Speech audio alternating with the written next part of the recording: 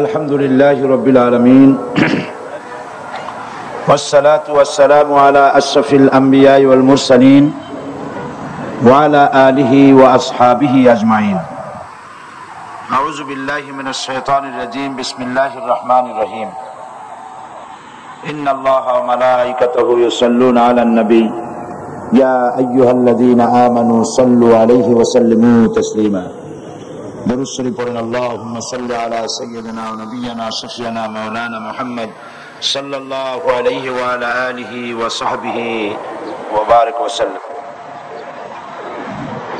সম্মানিত সভাপতি, আজকের ইসলামী পাঠাগার খিলগাঁও কর্তৃক আয়োজিত 3 দিন ব্যাপী তাফসীরুল কোরআন মাহফিলের সমাপনী দিবসে মা বোনদের জন্য বিশেষভাবে আয়োজিত এই সকালবেলার অনুষ্ঠানে আগত সম্মানিত মা এবং বোনেরা, উপস্থিত সুধীমণ্ডলী, আসসালামু আলাইকুম ওয়া রাহমাতুল্লাহি ওয়া বারাকাতুহু। আমরা আল্লাহ পাকের দরবারে শুকরিয়া আদায় করছি যে মহান আল্লাহ তাবারক ওয়া তাআলা আমাদেরকে আজ পবিত্র জুমার দিনে মহিলা সমাবেশে তার দ্বীনের কথা, আল্লাহ পাকের দ্বীনের কথা, রাসূল করিম সাল্লাল্লাহু আলাইহি ওয়াসাল্লামের আদর্শের কথা জানার জন্য আল্লাহ পাক যে আমাদেরকে এখানে উপস্থিত করলেন, এজন্য আমরা শুকরিয়া আদায় করছি। আমরা সকলে পড়ছি আলহামদুলিল্লাহ। প্রতি বছরের মতো এবারও ইসলামী পাঠাগার মহিলাদের জন্য প্রোগ্রামের আয়োজন করেছেন, সেজন্য ইসলামী পাঠাগারকে মোবারকবাদ জানাই। হাদিস শরীফে এসেছে, রাসূল করিম সাল্লাল্লাহু আলাইহি ওয়াসাল্লাম বলেছেন, মান লাম ইয়াশকুরিন নাস ফালাম ইয়াশকুরিল্লাহ। যে ব্যক্তি মানুষের কৃতজ্ঞতা স্বীকার করতে জানে না, সে আল্লাহ পাকের শুকরিয়া আদায় করতে জানবে না। তো যারা আজকের ইসলামী পাঠাগার এই বিশাল আয়োজন করেছে, মা বোনদের জন্য পর্দা সহকারে আরাম করে বসার এবং দ্বীনি কথা শোনার যে সুযোগ করে দিলেন, এজন্য তাদের শুকরিয়া আদায় করছি, তাদের জন্য দোয়া করছি, আল্লাহ পাক তাদেরকে কবুল করুন। এবং এই পাঠাগারের উদ্যোক্তা, প্রতিষ্ঠাতা, সভাপতি শহীদ আবুল কাসেমের কথা স্মরণ করছি এবং প্রাণ ভরে তার জন্য দোয়া করছি, আল্লাহ পাক শহীদ আবুল কাসেমকে জান্নাতুল ফেরদাউসের মেহমান বানায় নিন। আমি মা বোনদের বাছাইকৃত প্রশ্নগুলির জবাব সর্বপ্রথমে দিতে চেষ্টা করছি। প্রশ্নগুলির জবাব শেষ করে আপনাদের উদ্দেশ্যে বক্তব্য পেশ করব ইনশাআল্লাহ। এক বোন প্রশ্ন করেছেন, কিছুদিন আগে হাইকোর্টের 2 বিচারকের রায়ে বলেছেন সকল ফতোয়া অবৈধ। ফতোয়া কি এবং হাইকোর্টের রায়ের যৌক্তিকতা বিস্তারিত জানাবেন। এটি একটি সুন্দর প্রশ্ন তিনি করেছেন। নওগাঁ জেলার সাইফুল এবং শাহিদা নাম্নী এক দম্পতির মধ্যে তালাক অনুষ্ঠিত হয়েছে এবং এরপরে একজন হাজী সাহেব এর ফতোয়া দিয়েছেন। সেই ফতোয়া অনুযায়ী তাদের মধ্যে সংসারে ভাঙন সৃষ্টি হয়েছে না কি হয়েছে, পত্রপত্রিকা আপনারা দেখেছেন। এরপরে হাইকোর্ট থেকে এর রায় ঘোষণা করা হয়েছে। তো ব্যাপারটা হয়েছে এরকম যে কারো পায়ে যদি গ্যাংরিন হয়, তাহলে গ্যাংরিন যুক্ত আঙ্গুলটা কেটে দেওয়া উচিত, এটা আর সংক্রামিত হবে না। কিন্তু পায়ে গ্যাংরিন হয়েছে বলে কোনো ডাক্তার রোগীর গলায় কেটে দিয়ে রোগীর জীবনের মতো যন্ত্রণা মুক্ত করে দেবে রোগের, এরকম কোন ডাক্তারি কাজ করে না। এখন নওগাঁয় যে ঘটনা ঘটেছে, সেই ঘটনার কারণে হাইকোর্টের বিচারপতিদের উচিত ছিল শুধুমাত্র যেখানে ঘটনা ঘটেছে সেই অন্যায়ভাবে ফতোয়া দেওয়ার, এবং যে ব্যক্তি ফতোয়া দেওয়ার অধিকার রাখে না এমন ব্যক্তি ফতোয়া দেওয়ার কারণে এদের শাস্তি হওয়া উচিত ছিল। তা না করে বিচারক 2 জন একেবারেই এজ এ হোল গোটা ফতোয়া সিস্টেমটা কি অবৈধ ঘোষণা এবং শাস্তিযোগ্য অপরাধ হিসেবে ঘোষণা করলেন। এটি তারা সঠিক রায় দেননি, এই রায়টি সঠিক হয়নি। ফতোয়া কি সেটা আগে আপনাদের বুঝতে হবে।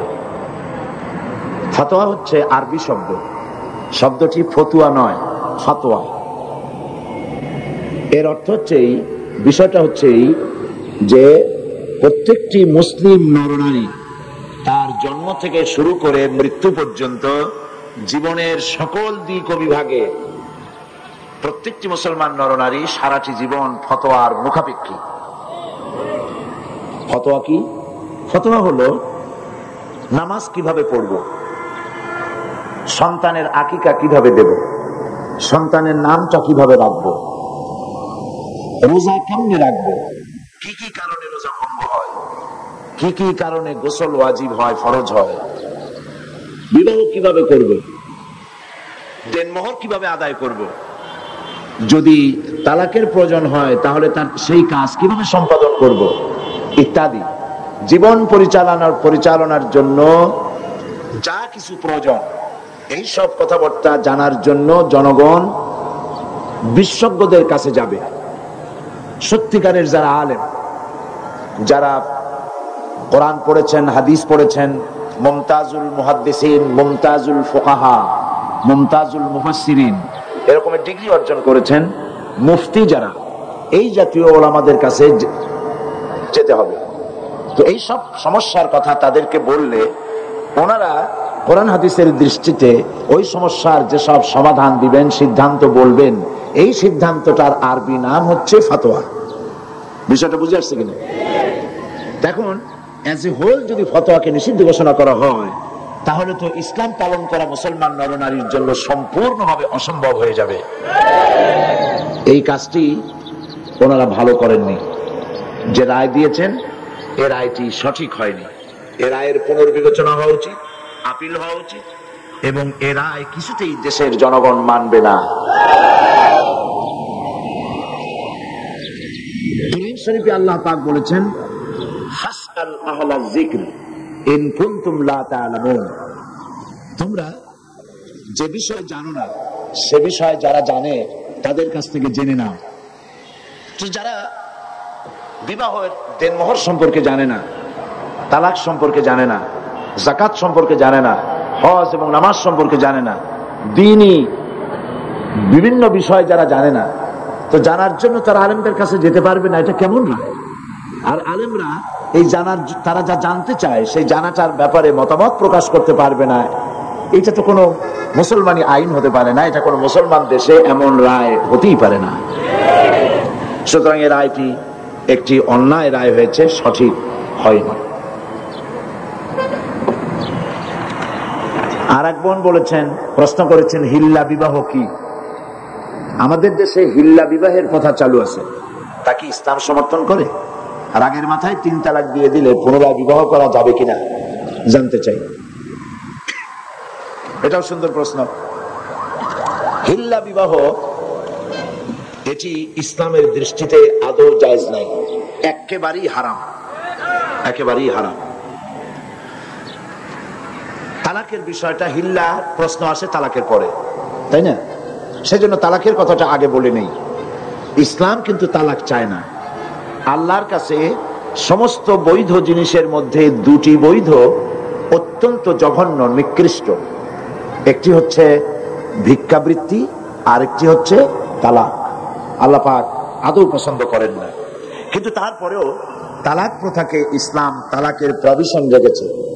কারণ হতেই পারে এমন যে স্ত্রী শরীয়তের বিধান মানছে না, চরিত্রহীনা হয়ে পড়েছে, তো এই স্ত্রী নিয়ে ঘর গৃহবাস করা স্বামীর জন্য অত্যন্ত দুঃসাধ্য ব্যাপার। আবার এমনও হতে পারে যে স্বামী নপুংসক হয়েছে, পাগল হয়ে গেছে, জালিম, এই স্বামীর ঘর করা স্ত্রীর জন্য মহা সমস্যা। তো ইসলাম তো সকল সমস্যার সমাধান দিতে এসেছে, সেই জন্য তালাকের একটা প্রভিশন রেখেছে, যাতে করে এই যন্ত্রণা কিয়ামত মৃত্যু পর্যন্ত স্বামী স্ত্রী ভোগ করা না লাগে। কিন্তু এই তালাকটা কখনোই রাগের মাথায়, কেন বেগুন ভর্তায় লবণ বেশি হলো কেন, গোশতের মধ্যে তেল বেশি হলো কেন, ভাত এত নরম হয়েছে কেন, এইসব হাবিজাবি কথাবার্তা দিয়ে কথায় কথায় স্ত্রীকে তালাক দেওয়া যাবে না। তালাক হচ্ছে, দেখা গেল যে স্ত্রী দুশ্চরিত্রা, চরিত্রহীনা, অথবা শরীয়তের বিধান মানে না, তাকে চেষ্টা করা হবে, স্বামী স্ত্রীর মনোমালিন্য হয়েছে, চেষ্টা করা হবে মনোমালিন্যকে দূর করে স্বামী স্ত্রীর ভালো সম্পর্ক স্থাপনের জন্য চেষ্টা করা হবে। সেজন্য কোরআন শরীফ বলেছে যে এই চেষ্টার জন্য উভয় পক্ষের মুরব্বীদেরকে ডেকে সালিশ করো। সালিশে যদি না হলো তাহলে প্রথমত চেষ্টা করো স্বামী স্ত্রী নিজেরা দুইজনে, তাতে যদি না হয় তাহলে সালিশ ডাকো। সালিশে যদি না হয় তাহলে এক তালাক দাও, একসঙ্গে 3 তালাক দিও না, 1 তালাক দাও। 1 তালাক দিয়ে সময় দাও, বিছানাটা আলাদা করে দাও, একসাথে এক বিছানায় থেকো না। 1টা তালাক দিয়ে অপেক্ষা করো, দেখো যে 1 তালাক পাওয়ার পরে স্ত্রী তার চরিত্র সংশোধন করে কিনা, ফিরে আসে কিনা। যদি ফিরে আসে তাহলে 2য় মাসে তাকে তুমি তোমার কাছে ফিরিয়ে দিতে পারো। এ হলো আল্লাহর বিধান। এই বিধান কার? আল্লাহর বিধান। কোরআন শরীফে আল্লাহ পরিষ্কার বলেছেন 2য় মাসে তারা ফিরায় নাও। 2য় মাসে দেখা গেল স্ত্রী ফিরল না, তার পূর্ব নীতির উপরই বহল, চরিত্র ভালো হলো না, তওবা করলো না, শরীয়ত মানলো না, তাহলে বশ্যতা স্বীকার করলো না, তাহলে 2য় মাসে আর 1 তালাক দাও, বিছানা ওইভাবে আলাদাই থাকুক। যদি স্ত্রী স্বামী থেকে এই বিচ্ছিন্নতায় বিরহ যন্ত্রণা সহ্য করতে না পারে এবং নিজের দোষ ত্রুটি বুঝতে পারে, আর যদি ফিরে আসে তাহলে 3য় মাসে তারে ফিরায় নাও। দেখছেন আল্লাহর বিধান, ফিরায় নাও।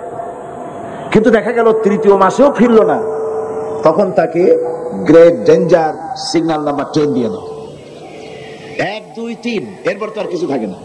3য় মাসেও যখন ফিরলো না তখন 3 তালাক বায়না করে তাকে ব্যাক করায় দাও, বাস শেষ হয়ে গেল।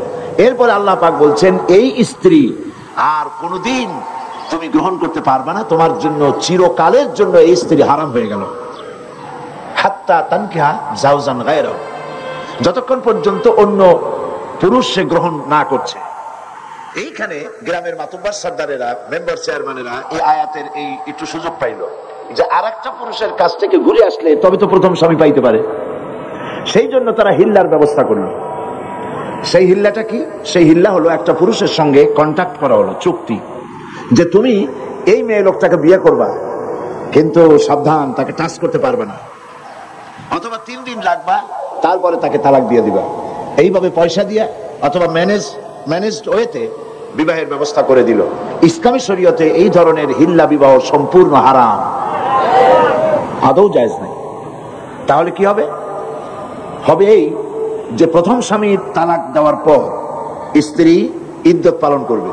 ইদ্যত পালন করার পর সে ইচ্ছে করে কারো সঙ্গে যদি বিবাহ করে, কোন পুরুষকে যদি স্বামী হিসেবে গ্রহণ করে, আর ওই পুরুষ যদি মারা যায়, তাহলে প্রথম স্বামী তাকে ইদ্যত পালনের পর আবার স্ত্রী হিসেবে নিতে পারবে। 2, এ হলো 1 নম্বর সূরত। 2 নম্বর সূরত হচ্ছে এই যে 2য় স্বামী বিবাহ করার পর ঘটনা চক্রে যদি 2য় স্বামী তাকে তালাক দেয়, কোন পরিকল্পিত উপায় নয়, চুক্তির ভিত্তিতে নয়, কোন ঘটনা চক্রে যদি তালাক দেয়, তাহলে প্রথম স্বামী নিতে পারবে। এছাড়া প্রথম স্বামীর কাছে ফেরার বা গ্রহণ করার কোনো সুযোগ নাই। মৃত্যু পর্যন্ত এই স্বামীর জন্য ওই স্ত্রী হারাম হয়ে গেছে। এই হচ্ছে ইসলামের বিধান। গ্রামের মাতব্বর কি বললো, চেয়ারম্যান কি বললো, এইটা ফতোয়া নয়, এইটা ফতোয়ার বিষয় নয়। আজ পত্র পত্রিকাগুলি আর এনজিওরা খালি বলতেছে ফতোয়াবাজ, ফতোয়াবাজ, ফতোয়াবাজ। এই কথাটা একটা বিদ্বেষমূলক কথা। যেমন হামলাবাজ, মামলাবাজ, দুর্নীতিবাজ, এইগুলি যেমন শব্দ, ফতোয়ার সামনে তেমন কোন বাজ শব্দ বসানো যায় না। যারা ফতোয়াবাজ বলে ওরা নিশ্চয়ই মতলববাজ। এটা মতলব করে, দুর্বিসন্ধি করে ফতোয়ার মতো এত বড় গুরুত্বপূর্ণ বিষয়কে নিন্দনীয় করার জন্য এই ব্যবস্থা তারা গ্রহণ করেছে। সুতরাং এই বোনের এই প্রশ্নের জবাবে আমি বলছি, হিল্লা বিবাহ ইসলামী বিধান অনুযায়ী কোরআন হাদিসের দৃষ্টিতে সম্পূর্ণ সুস্পষ্ট ভাবে হারাম, জায়েজ নাই।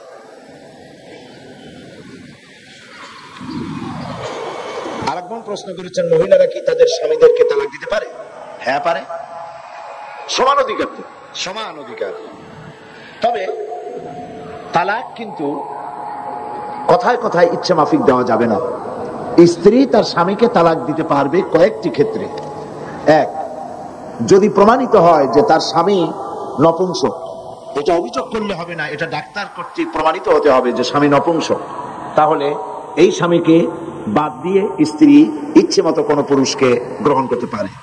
দুই, যদি স্বামী পাগল হয়ে যায়, উন্মাদ হয়ে যায়, তার সারার আর কোনো লক্ষণ নাই, তাহলে এই স্বামী পরিত্যাগ করে স্ত্রী স্বামীকে তালাক দিয়ে নতুন কোন পুরুষকে স্বামী হিসেবে গ্রহণ করতে পারে।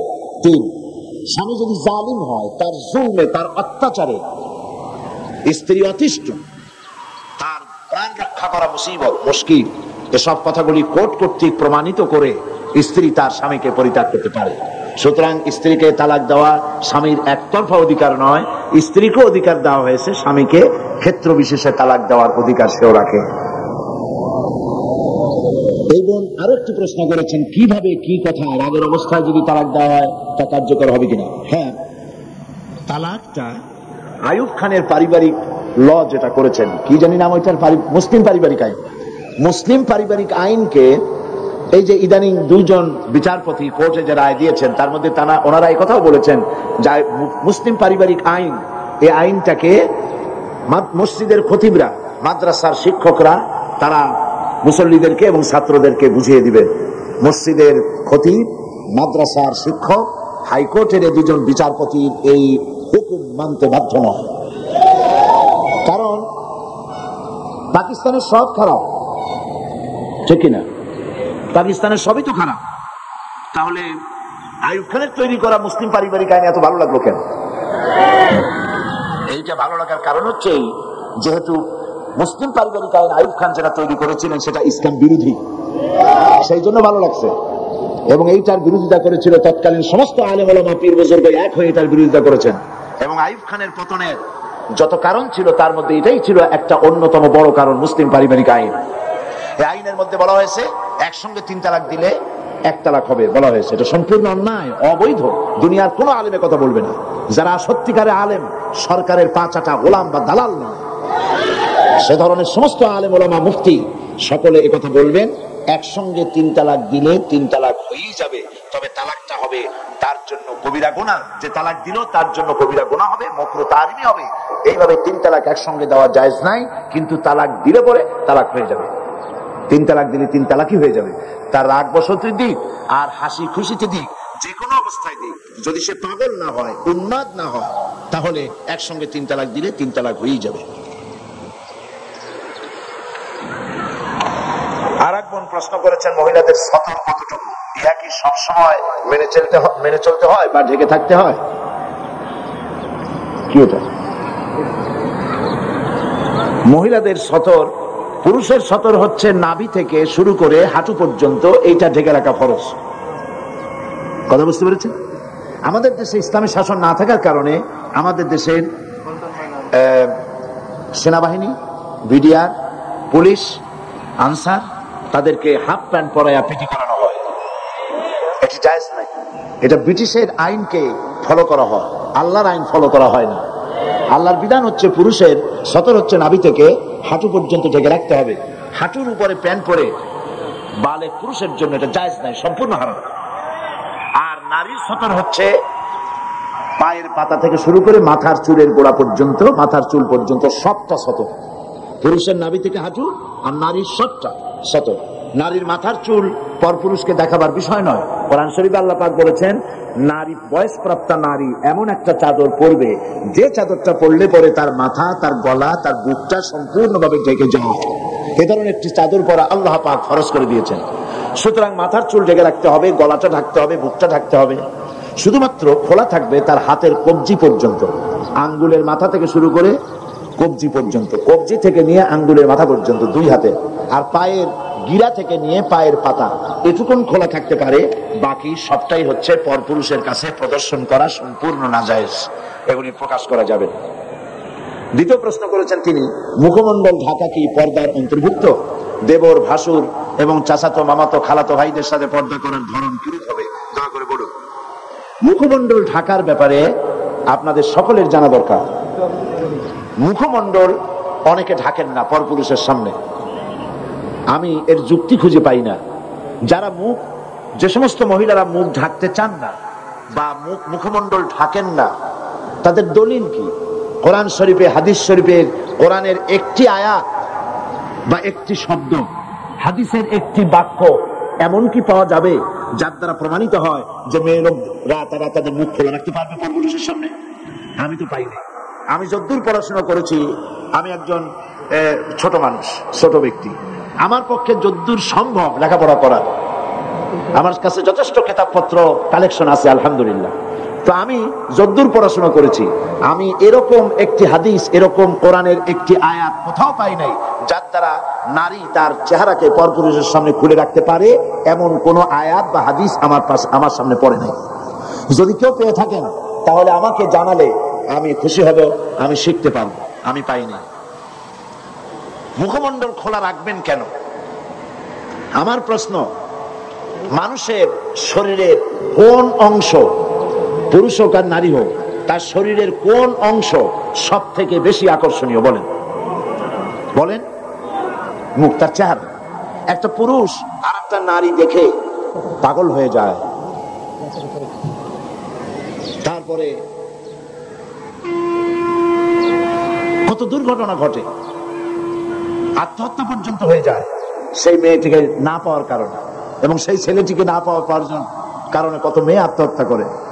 যেটা মেয়েটার শরীরের কোন অংশ দেখে ছেলেটা পাগল হয়েছে? মেয়ের ঠ্যাং দেখে, তার হাত দেখে, তার মুখমণ্ডল, তার চেহারা দেখে, তার অ্যাপিয়ারেন্স, তার চেহারা দেখে। একজন আরেকজনের মুখমণ্ডল, চেহারা দেখি।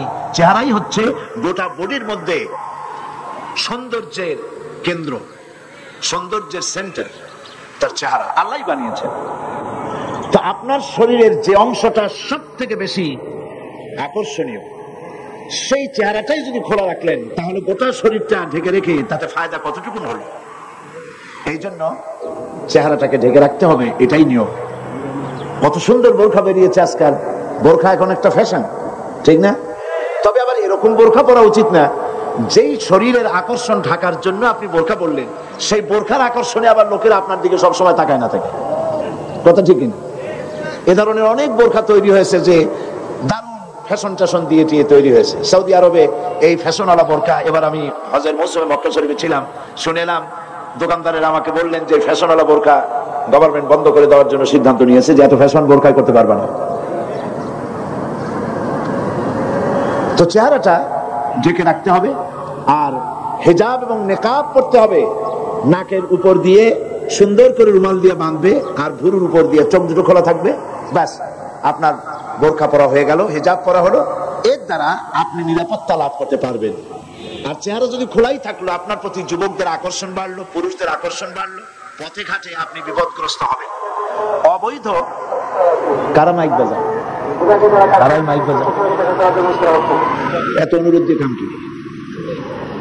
তো চেহারা দেখে পাগল হলো, তারপরে প্রেম নিবেদন করলো, প্রেমে সে স্বীকৃতি দিল না মেয়েটা, তারপরে এসিড নিক্ষিপ্ত হওয়ার দুর্ভাগ্য তাকে বরণ করতে হলো। সবকিছু হলো বেপরদার কারণে, ঠিক কিনা বলো? বেপরদার কারণে। আজ পর্যন্ত নারীদের মুখমণ্ডলে যত এসিড নিক্ষিপ্ত হয়েছে, যত নারী, সমস্ত নারীরাই বেপর্দা নারী। আপনি বলতে পারবেন না যে কোনো বোরখা পরা নারীরা, পর্দানসী না কোনো মহিলা এসিড আক্রান্ত হয়েছে, এর কোনো নজির নাই। কারণ হলো বোরখা পরে এই মহিলা আল্লাহর হুকুম পালন করেছে, তাই আল্লাহ পাক তাকে নিরাপত্তা প্রদান করেছে। এই জন্য মুখমণ্ডল ঢেকে রাখতে হবে।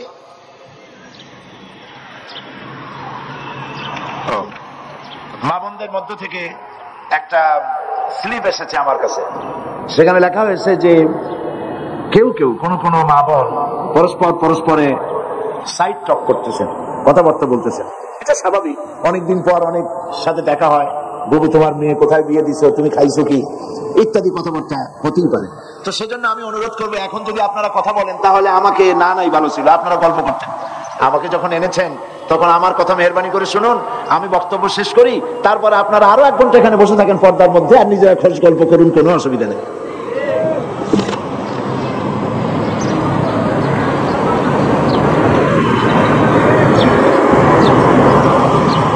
আরেকটি প্রশ্ন করেছেন তিনি, আমার শ্বশুর বাড়ির লোকজনের ইসলামী পর্দা প্রথা সম্পর্কে ধারণা না থাকায় আধুনিক জাহিলি চালচলনে অভ্যস্ত। এমত অবস্থায় আমিও সেখানে ঠিক মতো পর্দা করতে পারি না, আমার কি করা উচিত? আপনি আপনার শ্বশুর বাড়ির লোকজনদেরকে পর্দা সম্পর্কে তাদেরকে বুঝান, কোরআন হাদিস দিয়ে বুঝান, এবং আপনি নিজে পর্দা করে চলুন, তাদেরকে বুঝাতে চেষ্টা করুন। এইভাবে আস্তে আস্তে করে বুঝাইয়া তাদেরকে পর্দার ভিতরে আনার জন্য চেষ্টা করুন। আরেকজন প্রশ্ন করেছেন, আপনি একজন আলেম, আপনি কেন ওয়াজ মাহফিলে ওয়াজ নসিহতের ভেতরে রাজনীতির কথা বলেন? ভালো কথাই বলছেন।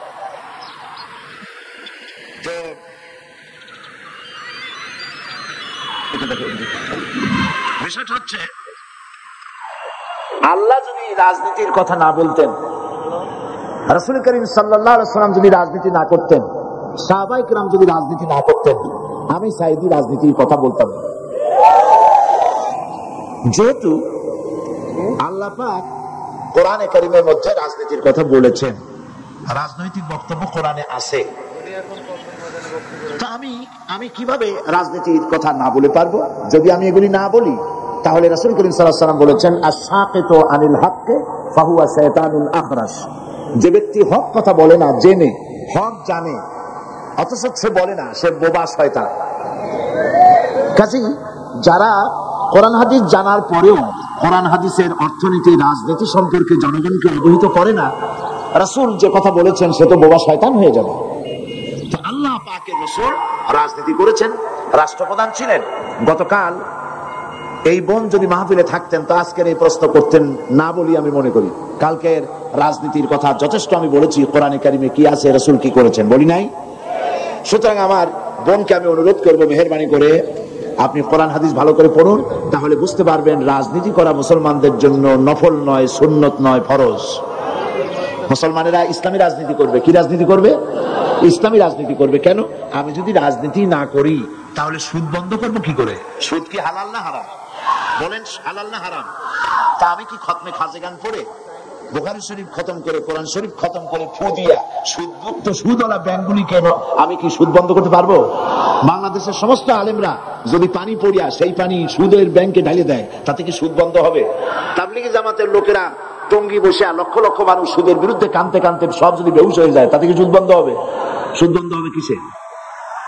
পার্লামেন্টে আইন পাস করতে হবে। পার্লামেন্টে কি করতে হবে? সুদ বিরোধী আইন পাস করতে হবে সুদ বন্ধ করার জন্য। আর পার্লামেন্টে আপনি যাইতে পারবেন না কিয়ামত পর্যন্ত পীর মুরিদি করিয়া। পার্লামেন্টে যাইতে পারবেন কখন? রাজনীতি করিয়া। কি করে যেতে পারবেন? তাহলে রাজনীতি না করলে আপনি সুদ বন্ধ করবেন কি করে? এরপরে দেশে বেশ্যাবৃত্তি চলতেছে, ঘুষ চলতেছে, সুদ চলতেছে, জুয়া চলতেছে, জেনা ব্যভিচার চলতেছে, ঠিক কিনা বলেন? এগুলো আপনি কি দিয়ে বন্ধ করবেন? এদেশে তো হাজার হাজার বছর ধরে ওয়াজ হচ্ছে, শত শত বছর ওয়াজ হইতেছে, পীর মুরিদি হইতেছে, বলেন কথা ঠিক কিনা? তো এত ওয়াজ, এত পীর মুরিদি, এত তাবলীগ, এত জিকির, এত কিছু, সুদ বন্ধ হয়েছে? বেশ্যাবৃত্তি বন্ধ হয়েছে? জেনা বন্ধ হয়েছে? চুরি ডাকাতি বন্ধ হয়েছে? সেগুলি আপনি বন্ধ কি দিয়ে করবেন? বন্ধ করবেন সেইভাবে রাসূল করেছেন, যেভাবে রাসূলুল্লাহ মদিনায় গিয়েছেন, রাষ্ট্র প্রতিষ্ঠা করেছেন, কোরআনের আইন চালু করেছেন, রাজনৈতিক বিধান চালু করেছেন, সমাজনীতি দিয়েছেন, অর্থনীতি দিয়েছেন, ইসলাম পূর্ণাঙ্গ রূপে প্রতিষ্ঠিত হয়েছে। চুরি ডাকাতি, জেনা ব্যভিচার অটোমেটিক্যালি সব বন্ধ হয়ে গেছে। কাজী আল্লাহ রাসূল যে কারণে রাজনীতি করেছেন, আমিও একই কারণে রাজনীতি করি।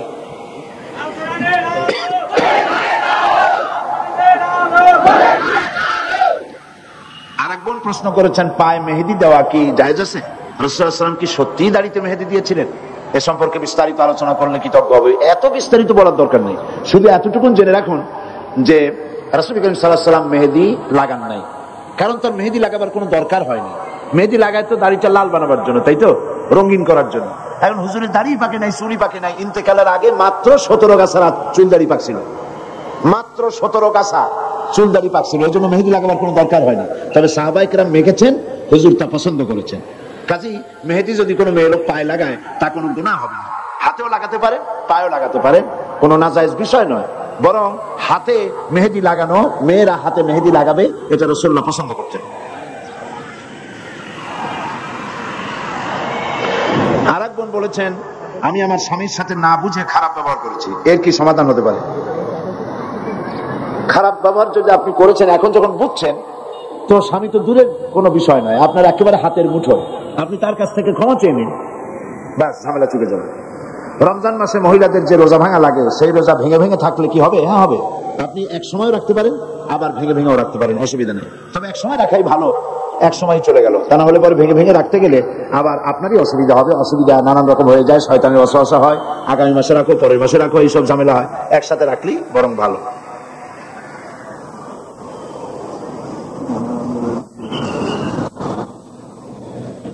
আমাদের জীবনে অনেক কাজা নামাজ আছে, ওই নামাজ আমাদের পড়তে হবে কিনা বলবে।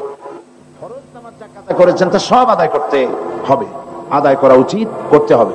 এবং এর নিয়ম হচ্ছে প্রত্যেক ফরজ নামাজের আগে সেই ফরজ কাজা নামাজটা আদায় করে নেবেন। যেমন ফজরের আগে, ফজরের ফরজ পড়ার আগে কাজাটা আদায় করে নিলেন, জোহরের আগে জোহরের উমরি কাজাটা আদায় করে নিলেন, আসরের আগে আসরের উমরি কাজাটা আদায় করে নিলেন। এইভাবে করে করে প্রত্যেক নামাজের আগে আপনি যে কাজা নামাজটা পড়ে, যে নামাজগুলি কাজা আছে আপনি আদায় করে নেবেন। আমার জানা মতে পাত্র নির্বাচনের ক্ষেত্রে ইসলাম নারীদেরকে স্বাধীনতা দিয়েছে। কোন মেয়ে কোরআন হাদিসের দৃষ্টিতে আদর্শ পাত্রের সাথে বিবাহ বসতে ইচ্ছুক, সংশ্লিষ্ট মেয়ের পিতামাতা এতে সম্মত নয়। তাদের মতে দিনদারির সাথে অবশ্যই পার্থিব ধনাঢ্যতা থাকলেই কেবলমাত্র দিনদার পাত্র নির্বাচন করা যাবে, নতুবা নয়। এই কথা ঠিক না। পাত্র নির্বাচন করার ব্যাপারে দিনদারিকে প্রাধান্য দিতে হবে। এরকম দেখা গেছে যে দিনদার পাত্রের কাছে দিয়েছে, মাল ছিল না, কিন্তু পাত্র দিনদার, বিবাহের পরে দেখা গেছে যে পাত্র মালদার হয়ে গেছে। এটা আল্লাহর ইচ্ছা, কে মালদার হবে কে গরিব হবে এটা আল্লাহ পাক ভালো জানেন। সুতরাং কারো মেয়ে যদি দিনদার পাত্র পছন্দ করে, তাহলে সেই দিনদার পাত্রের সাথেই তার বিবাহ দেওয়া উচিত, গরিব বলে অ্যাভয়েড করা ঠিক না। বুঝে শুনে চিন্তা ভাবনা করি কাজ করা উচিত। ছবি তোলা জায়েজ নেই, তবে প্রয়োজন বোধে ছবি তোলা যাবে। আমার কাছে একজন প্রশ্ন তুলেছে, ছবি তোলা যদি জায়েজই না হয়, তবে সাইদি সাহেব কিভাবে ছবি তুলতে দিচ্ছেন? সাংবাদিকেরা যা সংবাদপত্রে আসছে এবং ক্যাসেটের কভারে দেখা যাচ্ছে, দয়া করে বিষয়টি শরীয়তের আলোকে জানতে চাই। ছবি তোলার ব্যাপারে ইসলামের বিধান হচ্ছে অহেতুক ছবি তোলা যাবে না। আয-যারুরাতু তাবিহুল মাহযুরাত। অনেক সময় অবৈধ জিনিসকেও অত্যন্ত জরুরি কারণে বৈধ হয়ে যায়। ছবি তোলা জায়েজ নাই বিনা কারণে, কিন্তু যদি পাসপোর্ট করতে হয় তো ছবি আপনাকে করতেই হবে। আপনি কলেজে ভর্তি হবেন, ব্যাংকে টাকা রাখবেন, ছবি আপনাকে করতে হয়। হজে যাবেন, সেজন্য আপনাকে ছবি করতে হয়। এমনি ভাবে যে সমস্ত জরুরি কাজ আছে, সেসব জরুরি কাজে ছবি তোলা জায়েজ আছে, কিন্তু শৌখিনতার কারণে ছবি বানায়া অ্যালবামে বাঁধাই করা অথবা ফ্রেমে আটকে ঝুলিয়ে রাখা, এভাবে এই কারণে ছবি তোলা জায়েজ নাই। আমার ছবি তোলার ব্যাপারে যে প্রশ্ন তুলেছেন, আমার ছবি যারা তুলছে আমার সামনে, তারা শৌখিন কোনো ফটোগ্রাফার নয়, এরা সাংবাদিক। আর যেই ছবি তোলার পেছনে কোনো নিউজ ভ্যালু থাকে, সে ধরনের ছবি তুলতে ইসলামের কোনো আপত্তি নাই, সে ধরনের ছবি তোলা যেতে পারে। যারা এই মাহফিলে আসে নাই, বাংলাদেশের বিভিন্ন জায়গায় রয়েছে, তারা পত্রিকার মাধ্যমে তারা জানতে পারে যে এত সন্ত্রাস, এত অসুবিধা, এত জুলুম, এত নির্যাতনের পরেও হাজারো লাখ মানুষ পল্টনে একত্রিত হয়েছে কোরআন শোনার জন্য। এটি পত্রিকার মাধ্যমে লোকেরা জানতে পারে। ফলে ছবি, সাংবাদিকেরা যে ছবি নেয়, যে সমস্ত ছবি নিউজ ভ্যালু হয়, এই ধরনের ছবি তোলা নাজায়েজ নয়। মেয়েদের স্বামী মারা গেলে রঙিন শাড়ি ও গহনা পরতে দেওয়া হয় না, এটা কি কোরআনের বিধান? না, কোরআনের বিধান নয়। শোক যতদিন থাকে, 40 দিন পর্যন্ত শোক পালন করতে হয়। সেই শোক পালনের সময় স্বর্ণ, তারপরে এই কি বলে রঙিন কাপড় চোপড়, রূপচর্চা ইত্যাদি কার জন্য? যার জন্য ছিল তিনি তো বিদায় হয়ে গেছেন। কিন্তু শোক পালনের পর নারীর জন্য গহনা পরা এবং রঙিন শাড়ি পরা নিশ্চয়ই নাজায়েজ নয়। এটা কোরআন এবং হাদিসের কোনো বিধান নয়। এনজিওদের মহাসমাবেশের বিরুদ্ধে আপনাদের ভূমিকা কি ছিল? এনজিওরা মহাসমাবেশ করবে, সেখানে তাদের বিরুদ্ধে ভূমিকার দরকারটা কি? তবে তারা যে মহাসমাবেশ করেছে, এই মহাসমাবেশটি সম্পর্কে আপনাদের জানা দরকার। এটি সরকার, আমাদের কাছে খবর এসেছে, পত্রপত্রিকার মাধ্যমে আমরা জানতে পেরেছি যে সরকার নিজের ক্ষমতাকে টিকে রাখার জন্য এনজিওদেরকে ব্যবহার করছে। আর এনজিওরা সরকারকে টিকায় রাখার জন্য মদত যোগাচ্ছে। তারা মানুষকে সারা দেশ থেকে এনেছে। পত্রিকায় দেখেছি 10 কোটি টাকা নাকি বরাদ্দ ছিল এই আয়োজনের জন্য। আমি জানি না কত কোটি টাকা ছিল। এই যে প্যারেড গ্রাউন্ডে যেটা হলো, এই যে লোকগুলি আনা হলো, এই লোকগুলি ইচ্ছায় স্বেচ্ছায় কেউ আসে নাই। তাদেরকে বাস ভাড়া দিয়া, পয়সা দিয়া, খাওয়ার দিয়া আনা হয়েছে এবং তারা আসতে বাধ্য হয়েছে, কারণ তারা এনজিওদের কাছে ঋণী। এনজিওরা ওদেরকে টাকা দিয়েছে, মানি ইনভেস্ট করেছে। এখন টাকা দিয়েছি, যদি না যাও তাহলে এই টাকাগুলি পাইবে না, পরবর্তী সময় আর তোমাদেরকে কিস্তি দেওয়া হবে না, এরকমের ভয় দেখিয়ে, ভীতি দেখিয়ে লোকদের আনা হয়েছে।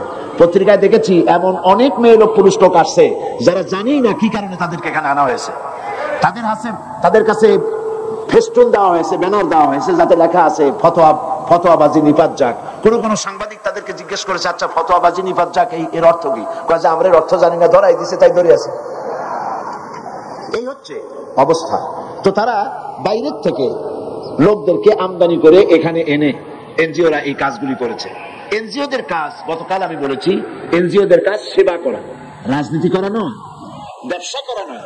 কিন্তু তারা সংবিধান বহির্ভূত ভাবে তারা এখন ব্যবসা করতেছে, তারা এখন রাজনীতি করতেছে, রাজনীতি কন্ট্রোল করতেছে পর্যন্ত এদূর তারা এগিয়ে গেছে। এবং এনজিওরা হচ্ছে এদেশে অধিকাংশ এনজিও ইসলাম বিরোধী, আলেম বিরোধী, পীর বিরোধী, মুসলমান বিরোধী, সম্পূর্ণরূপে ইসলামের সাথে তারা দুশ্মনী করে যাচ্ছে। তাদের এভাবে কোন সমাবেশ করা তাদের জন্য বৈধ নয়, অবৈধভাবে তারা সমাবেশ করেছে। তাদের কাজটাই হলো সেবার কাজ করা। সমাবেশের কি প্রয়োজন তাদের? এই সমাবেশ করে লোকজনদেরকে মোটিভেটেড করতেছে তারা ইসলামের বিরুদ্ধে। বর্তমান সরকারের আগামী নির্বাচনে তারা ক্যানভাসারের ভূমিকা পালন করছে। বিয়ের কনেকে পার্লার থেকে সাজানো জায়েজ কি? এখন বাড়িতে যদি কেউ সাজাইতে না পারে, বিবাহের জন্য মেয়ে তো সাজাইতেই হবে। বিবাহ তো কোনো শোক দিবস নয় যে কালো একটা শাড়ি পরে মুখ বুজে বসে থাকবে, তো সাজানো লাগবেই। এখন সুন্দর করে সাজাবার লোক যদি বাড়িতে না থাকে, তাহলে বিউটি পার্লারে যেতেই পারে। তবে বিউটিশিয়ান কোন পুরুষের কাছে যাওয়া যাবে না। বিউটিশিয়ান মহিলা বিউটিশিয়ানদের কাছ থেকে কনেকে সাজায় আনা ইসলাম কোনো বাধা দেয় না। মিলাদ কি? অনেকের মতে পড়া যায়, আবার অনেকের মতে মিলাদ পড়া যায় না। অনুগ্রহ করে সঠিক ব্যাখ্যা জানাবেন। মিলাদটা রাসূলের যুগে ছিল না। মিলাদ মানে জন্ম, মৌলুদ থেকে মিলাদ। তখন এই মিলাদটা রাসূল করিম সাল্লাল্লাহু আলাইহি ওয়াসাল্লামের জন্ম বৃত্তান্ত। এই জন্ম বৃত্তান্তের যে সিস্টেম আমাদের দেশে, উপমহাদেশে চালু হয়েছে, কতগুলো লোক এক জায়গায় বসে তারপরে সব দাঁড়াইয়া নবী সালাম আলাইকা কোরআন সুরে সমস্বরে একযোগে পড়লো। এইটা রাসূলের যুগে ছিল না, এটা সাহাবায়ে কেরামের যুগে ছিল না, এটা তাবিঈনদের যুগে ছিল না, এটা তাবিঈনদের যুগে ছিল না। এখন আপনারা মনে করেন যে কোন জিনিসে খুব সওয়াব আছে এমন কোন জিনিসকে রাসূলুল্লাহ আমাদেরকে জানান নাই, সাহাবায়ে কেরাম আমাদের জানান নাই। আপনারা কি এই ধরনের বিশ্বাস করবেন? এরকম বিশ্বাস করবেন? যাতে সওয়াব আছে রাসূলুল্লাহ সব আমাদের জানাইছেন, সাহাবায়ে কেরাম আমাদের সব জানাইছেন। তো মিলাদে যদি সওয়াব থাকতো তো রাসূলুল্লাহ বললেন না কেন? সাহাবীদের চাইতে আমরা কি বেশি রাসূলুল্লাহকে ভালোবাসতে পারবো? জবাব দেন, পারবো? তো যদি এইটা রাসূলুল্লাহর ভালোবাসার কারণে হয়, তাহলে সাহাবীরা কেন মিলাদ পড়েন নাই? তারা কেন ইয়া নবী সালাম আলাইকা, ইয়া রাসূল সালাম আলাইকা একযোগে দাঁড়ায় পড়ে নাই? এই কথাগুলি বোঝেন আপনারা? রাসূলের যুগে নাই, সাহাবীদের যুগে নাই, তাবিঈনদের যুগে নাই, তাবিঈনদের যুগে নাই। রাসূলুল্লাহর ইন্তেকালের 600 বছর পর মিলাদ আবিষ্কার হয়েছে। এইরকম একটা সুস্পষ্ট বিদআত মুসলমানদের পালন করা উচিত নয়। মহিলাদের সালোয়ার কামিজ ছাড়া কাপড় পরে নামাজ হয় কিনা বুঝিয়ে বলবেন। হবে না কেন? শাড়ি পরে পড়বেন, হবে। সালোয়ার কামিজ, শাড়ি যেটাই পরবেন, আপনার সতরটা পুরাপুরি ঢাকলেই হলো, নামাজ হয়ে যাবে। বর্তমান প্রেক্ষাপটে গার্মেন্টসের মেয়েরা কিভাবে পর্দা করবে? গার্মেন্টসে তো মেয়েরাই বেশি, সেখানে আপনি পর্দা করার জন্য বাইরে যেভাবে চলেন ওইভাবে বোরখাটা পরে নেবেন, চোখ দুটো খোলা রাখবেন। পুরুষ না থাকলে মুখ খোলা রেখেও কাজ করতে পারবেন, পুরুষ এসে গেলে আবার নেকাবটা পরে নেবেন, এভাবেই কাজ করবেন। মহিলাদের হাত পা মুখমণ্ডল কি সতরের অন্তর্ভুক্ত না? এটা এর জবাব তো দিয়েছি।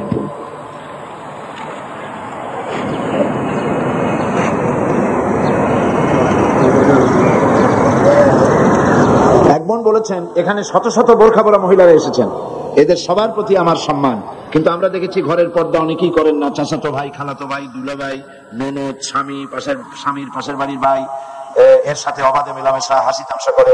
দয়া করে এরপর একটু বক্তব্য করুন। তো এটা তো আসলেই খুব দুঃখজনক। বাইরে এসে বোরখা পড়লেন আর ভিতরে খালাতো ভাই, মামাতো ভাই, দুলা ভাই, ননদ, আরো জনে কি আছে, এদের সঙ্গে এই হাসি তামাশা খোলাভাবে চলাফেরা করা, এই পর্দার কোনো মানে হবে না, এর মানে হবে না। পরপুরুষ থেকে আপনাকে আপনার স্বাতন্ত্র্য বজায় রাখতেই হবে। পরপুরুষ কারা?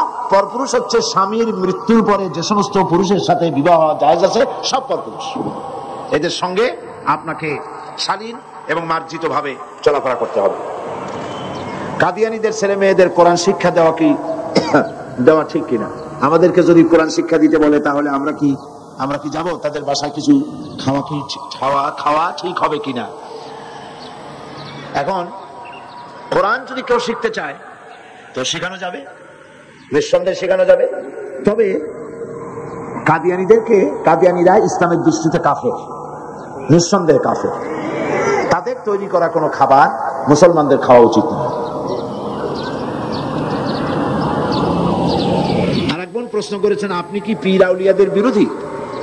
এই প্রশ্ন কেন করলেন? আমি কি পীর আউলিয়া বিরোধী কোন মুভমেন্ট করেছি নাকি?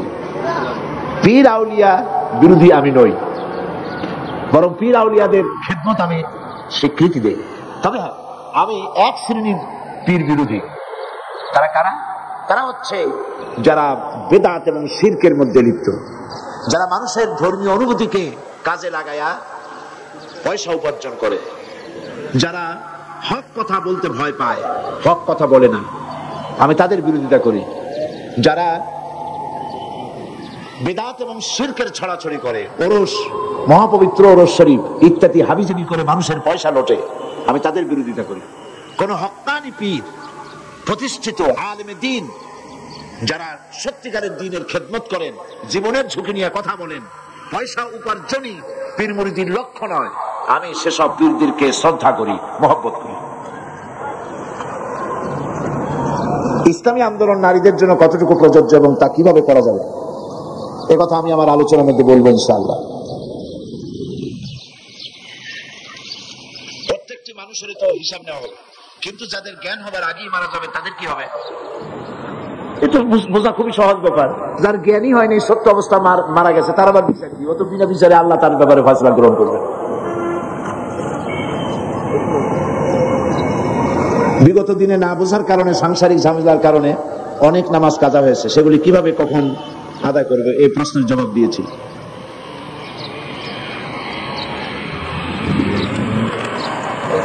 দেশ পরিচালনা করতে যায়, এটা একটা সুন্দর প্রশ্ন। এক বোন বলেছেন, অনেকে বলে ইসলামপন্থীরা যদি দেশ পরিচালনা করতে যায় তাহলে হিন্দু, মুসলমান, বৌদ্ধ, খ্রিস্টান নির্বিশেষে সকল নারীকেই বোরকা পড়তে বাধ্য করবে। কথা কি সত্যি? বিভিন্ন মুসলিম দেশে কি অন্য ধর্মাবলম্বীদের মেয়েদেরকেও পর্দা করতে হয়? ইসলামী শাসন যদি দেশে প্রতিষ্ঠিত হয়, মুসলিম মহিলারা পর্দা তো করবেই। অমুসলিম মহিলাদের বোরখা পরার প্রয়োজন হবে না, তবে শালীন ভাবে চলতে হবে। শালীন এবং মার্জিত ভাবে তাদেরকে চলার জন্য বলা হবে।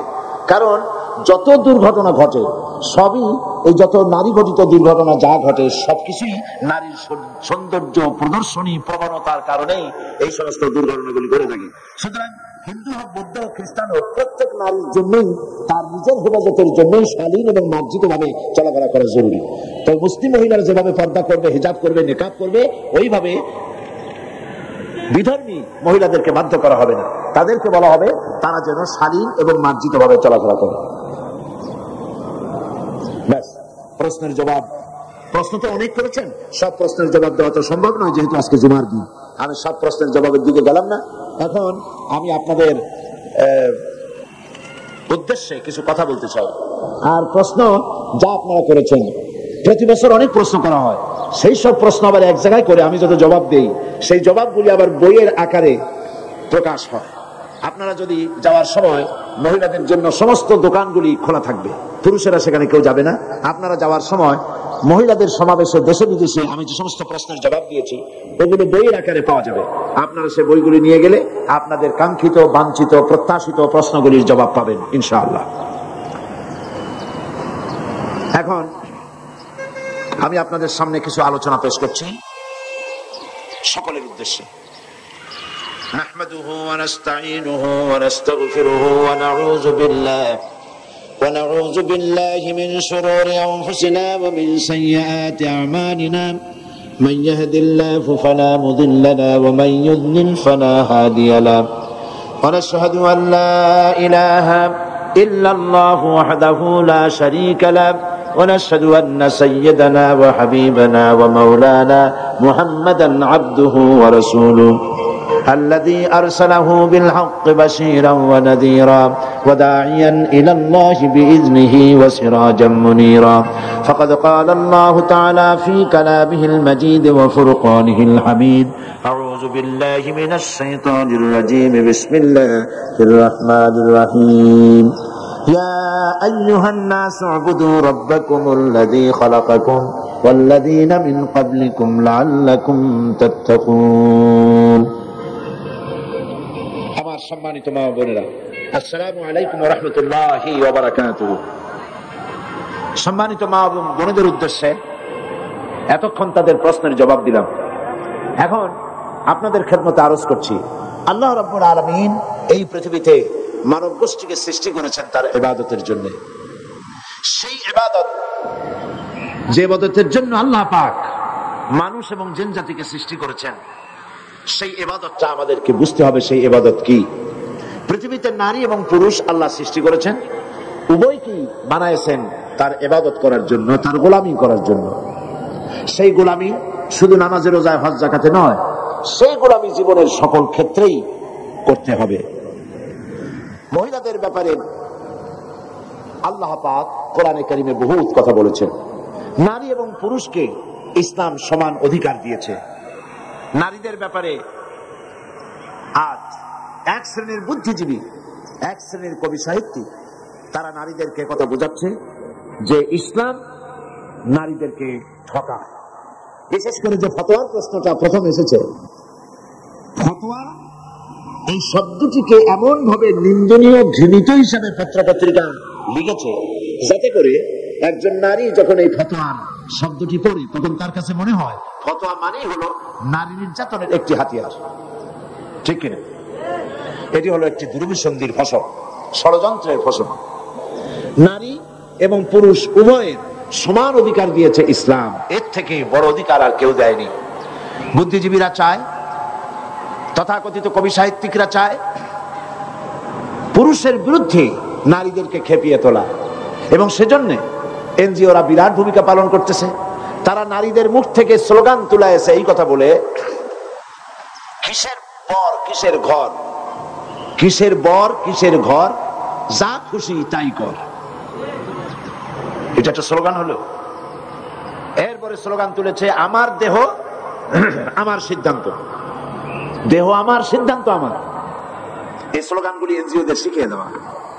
দেহ আমার সিদ্ধান্ত আমার, এই কথা আপনি বলতে পারেন না, কারণ দেহ আপনার, আপনি দাবি করতে আংশিক হলেও পারেন, কিন্তু এই দেহটা সৃষ্টি করেছেন কে? নাম বলুন, কে করেছেন? এই দেহটার স্রষ্টা হচ্ছেন আল্লাহ পাক। সুতরাং এই দেহের ব্যাপারে সিদ্ধান্ত নেওয়ার মালিক আপনি নন। এই দেহের ব্যাপারে আপনি কিভাবে চলবেন, দেহের কেমন যত্ন করবেন, কেমন পোশাক পরবেন, সেই সিদ্ধান্ত আপনার হতে পারে না। এই সিদ্ধান্ত নেবেন তিনি, যিনি আপনার এই দেহ সুষ্ঠব, অঙ্গ সুষ্ঠব, সৌন্দর্য যিনি দান করেছেন। সিদ্ধান্ত তারটাই গ্রহণ করতে হবে। এখন প্রশ্ন হয়েছে, আপনি সিদ্ধান্ত নেবেন কি এনজিওদের না আল্লাহ? কার সিদ্ধান্ত নেবেন? তো আল্লাহ পাক সিদ্ধান্ত দিয়েছেন নারীদের ব্যাপারে, সিদ্ধান্ত দিয়ে দিয়েছেন তার চলার, তার বলার, তার কাপড় চোপড়ের, তার উঠা বসার সিদ্ধান্ত। কি ধরনের পোশাক সে পরবে, কোরআন শরীফ তা পরিষ্কার করে বলে দিয়েছে, হাদিস শরীফ তা পরিষ্কার করে বলে দিয়েছে। সুতরাং নারী, অনেকে মনে করেন যে নারী হয়ে জন্মগ্রহণ করে আমার জীবনটাই বৃথা হয়ে গেছে। আসলে আপনার জীবন বৃথা হয়নি, বরং নারী হয়ে জন্মগ্রহণ করে আপনার জীবন তো ধন্যই হয়েছে। আপনাকে ভেবে দেখতে হবে, এই পৃথিবীতে যারা আল্লাহ দাবি করেছে, ইলাহ দাবি করেছে, রব দাবি করেছে, তারা কেউ তো নারী ছিলেন না, সবগুলি পুরুষ। ফেরাউন, নমরুদ, আবু জাহাল, আবু লাহাব, সাদ্দাদ, হামান, এরা কেউ কিন্তু নারী নয়, সবগুলি কি পুরুষ। এবং ইসলাম সর্বপ্রথম যিনি গ্রহণ করার সৌভাগ্য অর্জন করলেন, তিনিও কিন্তু কোনো পুরুষ নন। তিনি কে? একজন মহিলা যার নাম হযরত খাদিজাতুল কুবরা রাদিয়াল্লাহু তাআলা আনহা। ইসলামের জন্য যখন রক্তের প্রয়োজন হলো, তখন কোন পুরুষ সেই সৌভাগ্য অর্জন করতে পারেনি। সর্বপ্রথম ইসলামের জন্য যিনি বুকের তাজা রক্ত ঢেলে দিয়েছিলেন, তিনি আপনাদের মতোই একজন নারী, যার নাম হযরতে সুমাইয়া রাদিয়াল্লাহু তাআলা আনহা। কাজে আপনি হীনমন্যতায় কেন ভুগবেন? ইনফিরিয়রিটি কমপ্লেক্সে কেন ভুগবেন? আপনি তো আল্লাহর সৃষ্টির মধ্যে শ্রেষ্ঠ সৃষ্টি, সুবহানাল্লাহ ওয়া বিহামদিহি, সৃষ্টির সেরা মানুষ, আপনি তাদেরই একটা অংশ। মেয়েদের মর্যাদা এবং সম্মান ইসলাম সব থেকে বেশি দিয়েছে, তাদের মর্যাদায় কোথাও ঘাটতি করা হয়নি। রাসূল করিম সাল্লাল্লাহু আলাইহি ওয়াসাল্লাম ইন্তেকাল করার পর তার দেহ মোবারক সেটাও স্থাপিত হয়েছে, রাখা হয়েছে একজন নারীর ঘরে। সে নারী হচ্ছেন আমাদের মা হযরতে আয়েশা সিদ্দিকা রাদিয়াল্লাহু তাআলা আনহা। তার ঘরেই তাকে সমাহিত করা হয়েছে, মদফুন করা হয়েছে। কোন পুরুষের পায়ের তলে আল্লাহর জান্নাত, একথা তো রাসূলুল্লাহ বলেন নাই, বলেছেন? একথা বলেন নাই। আপনি নারী হয়ে জন্মগ্রহণ করে আপনার জীবন তো সফল। রাসূল করিম সাল্লাল্লাহু আলাইহি ওয়াসাল্লাম বলেছেন, সন্তানের বেহেশত হচ্ছে তার মায়ের পায়ের তলে। তা আপনার মর্যাদা কোথায় নিয়ে যাওয়া হয়েছে আপনি কি ভেবে দেখেছেন?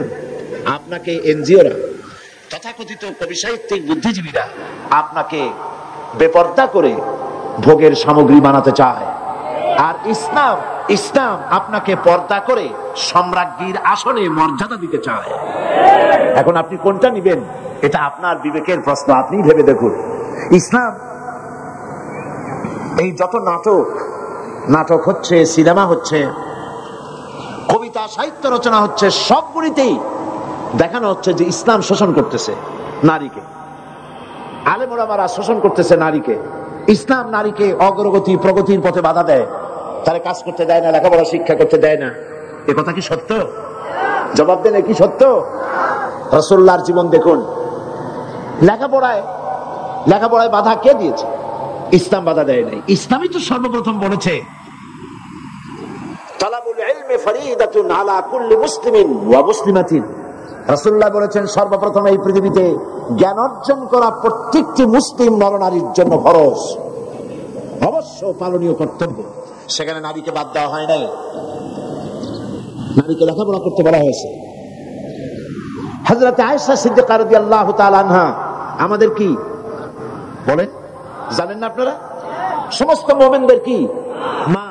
হযরত আয়েশা রাদিয়াল্লাহু তাআলা আনহা হাজার হাজার সাহাবীদের হাদিসের ওস্তাদ ছিলেন, তাফসীরের ওস্তাদ ছিলেন, ফিকহের ওস্তাদ ছিলেন। হাজার হাজার সাহাবীদের তিনি ফিকহ শিখিয়েছেন, কোরআন শিখিয়েছেন, হাদিস শিখিয়েছেন। সুবহানাল্লাহ, তিনি শিক্ষয়িত্রী ছিলেন।